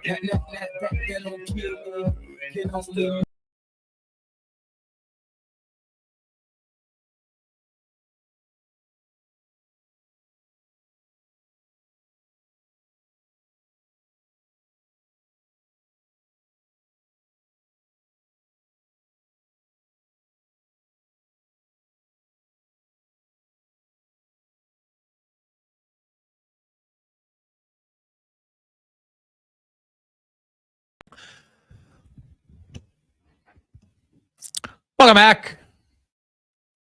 Jason Gregor, Wanye, Gretz, Connor Halley with you on Sports 1440, Oilers Nation, YouTube, and Facebook. Hope you're having a lovely Monday. We got some special guests coming up later on this week. We'll go a trip down memory lane, and Who Is It Wednesday? Should be very fun on Wednesday. Also, we will have the commish of the CFL. There's lots to talk about coming up this week. They just changed all of the rules for review, which I think is smart. But there's a lot of other things the CFL has going on, and maybe some things that aren't going on that should be going on. Talk about that. You thinking like a fifth down? What are you thinking? No. Oh, no. Fifth down. Like, I don't know. Like, the internet's fairly large. Indeed. Right? You want a younger generation. Maybe have more interactive website. Right? Get a season-long fantasy football. Yeah. Like, there's lots of things they could do. And I've heard rumblings that they have some stuff for fantasy football they haven't released. I'm like, what are you waiting for? Like, honestly, what are you waiting for? So we'll talk about that. Let's get to Wanye's World, brought to you by Action Electrical. They are the most diversified electrical contractor in Alberta with 4 divisions in project, service, tag, and solar for commercial or residential. Contact them today at actionelectrical.net. Wanye? When Jeff Jackson first became the not GM of the team, Gregor, and he ran the 10 glorious days or however long it was, I've never seen Oilers Twitter so united about any topic ever that Jeff Jackson was supposed to be the GM. Now we've had these offer sheets. We've had Cody CC leave. We've had the hiring of Stan Bowman. I wonder what your thoughts are. Are the Oilers still a better team overall now than they were at Game 7 of the Stanley Cup? Or have they taken, with the deletions on D, a big step back? And what your thoughts are going into next season about the state of the defense? Do they have to bring in someone new? Is this the defense of a Stanley Cup winning team? What do you think? Well, the defense today is not a Stanley Cup winning team, but lots of Stanley Cup winning teams aren't on the opening of trade deadline of the season. So I look at Edmonton, and I think their plan is pretty obvious. Like, it doesn't take a mathematician to figure it out. They're going to go into the season where they want to accrue cap space, so you're not an LTIR, and that will create some more cap flexibility, which will allow them to make maybe more moves at the deadline. Not just one, maybe 2, maybe 3. So no, I don't think it's a Stanley Cup defense roster today, but I also don't think it has to be, because you can make additions at the trade deadline, or you can make an addition in January. You can make an addition in December. It doesn't have to be today. And I think that's going to be their plan now. Is there a little bit more onus to do that? 100%. Do the other teams who have right defensemen know that? Yes. So it might increase the cost. Those are all things you have to consider for sure. And, we'll go from there. And then it's not like there's a long list of quality right shot defensemen who are penning UFAs who, and it's usually those type of players that are traded, but not always, right? Like look at Matthias Ekholm, right? You can make a big trade for a guy who has term. It's very doable. It's very plausible. So, but that's what they need for sure for me is 1, potentially 2 on the right side. Did they handle the Broberg and Holloway offer sheets correctly now, do you think? I don't know how they could have gotten Broberg signed based on all the information that I have on, him asking for a trade. So at what point were you going to sign him to extension? To me, it was foolish to say, well, Ken Holland was given the green light to sign him and he never did. Oh, you mean that you were given the green light to sign the guy who asked for a trade? Okay. The Holloway one's a little bit different. I think you can have a little bit more criticism potentially the Holloway one to say what were you going at? Why did you look at this? Look at the different options and see that for sure. We'll find out in time how egregious they are. I will say that when they came about, they went out and they got Emberson and they got Podkolzin. So they didn't really get any people. Oh my God, they lost 2 young guys. Well, no, the 2 guys they got are basically the same age, right? So they're not any older in that regard. However, Emberson doesn't have the track record of Cody Ceci, not even close. And Podkolzin had a good year 2 years ago, and the last 2 years has been meh, whereas Dylan Holloway is getting better. So, yeah, they might have the age thing there, but they definitely don't have the talent-wise right now. So, we'll see. It's one that I don't think you can just give them a free pass. I definitely think they probably could have handled the Holloway one better for sure. That's where I would come out on it. You? I've thought that a guy like Broberg who can play 17 minutes a night in the Cup Finals are stepped up like that. I think that drastically changes value.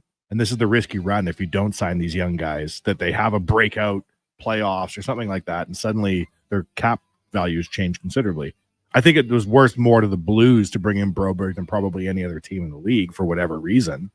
But this is kind of what happens maybe with your GMs in the final days of checking out, right? He doesn't tie up all the loose ends. Well, lots to talk about over the next few weeks. It's going to be fun. We're less than 4 weeks in training camp. I love it. Let's get to the Con Man on a Sports 1440 update brought to you by Ewell, supplying the City of Champions and all of Alberta with great electrical gear since 1976. Go to EWEL.ca. Here is Connor Halley.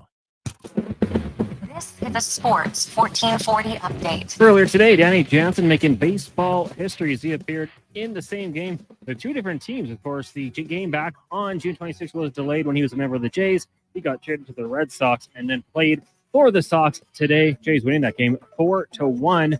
They're meeting right now as well.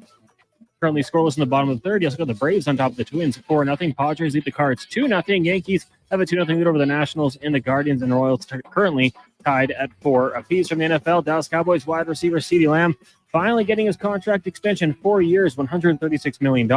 And Packers acquiring quarterback Malik Willis for a 7th-round pick from the Tennessee Titans. Willis was selected in the 3rd round in the 2022 draft out of Liberty. And sad news as wrestling legend Psycho Sid Udy has passed away after a battle with cancer at the age of 63 in the WNBA right now. Fever lead the Dream 22-17 after 1. Later tonight, Mercury take on the Liberty and the Mystics in Seattle. Coming up next is another edition of Turn Sports. I'm Connor Halley. This has been a Sports 1440 update.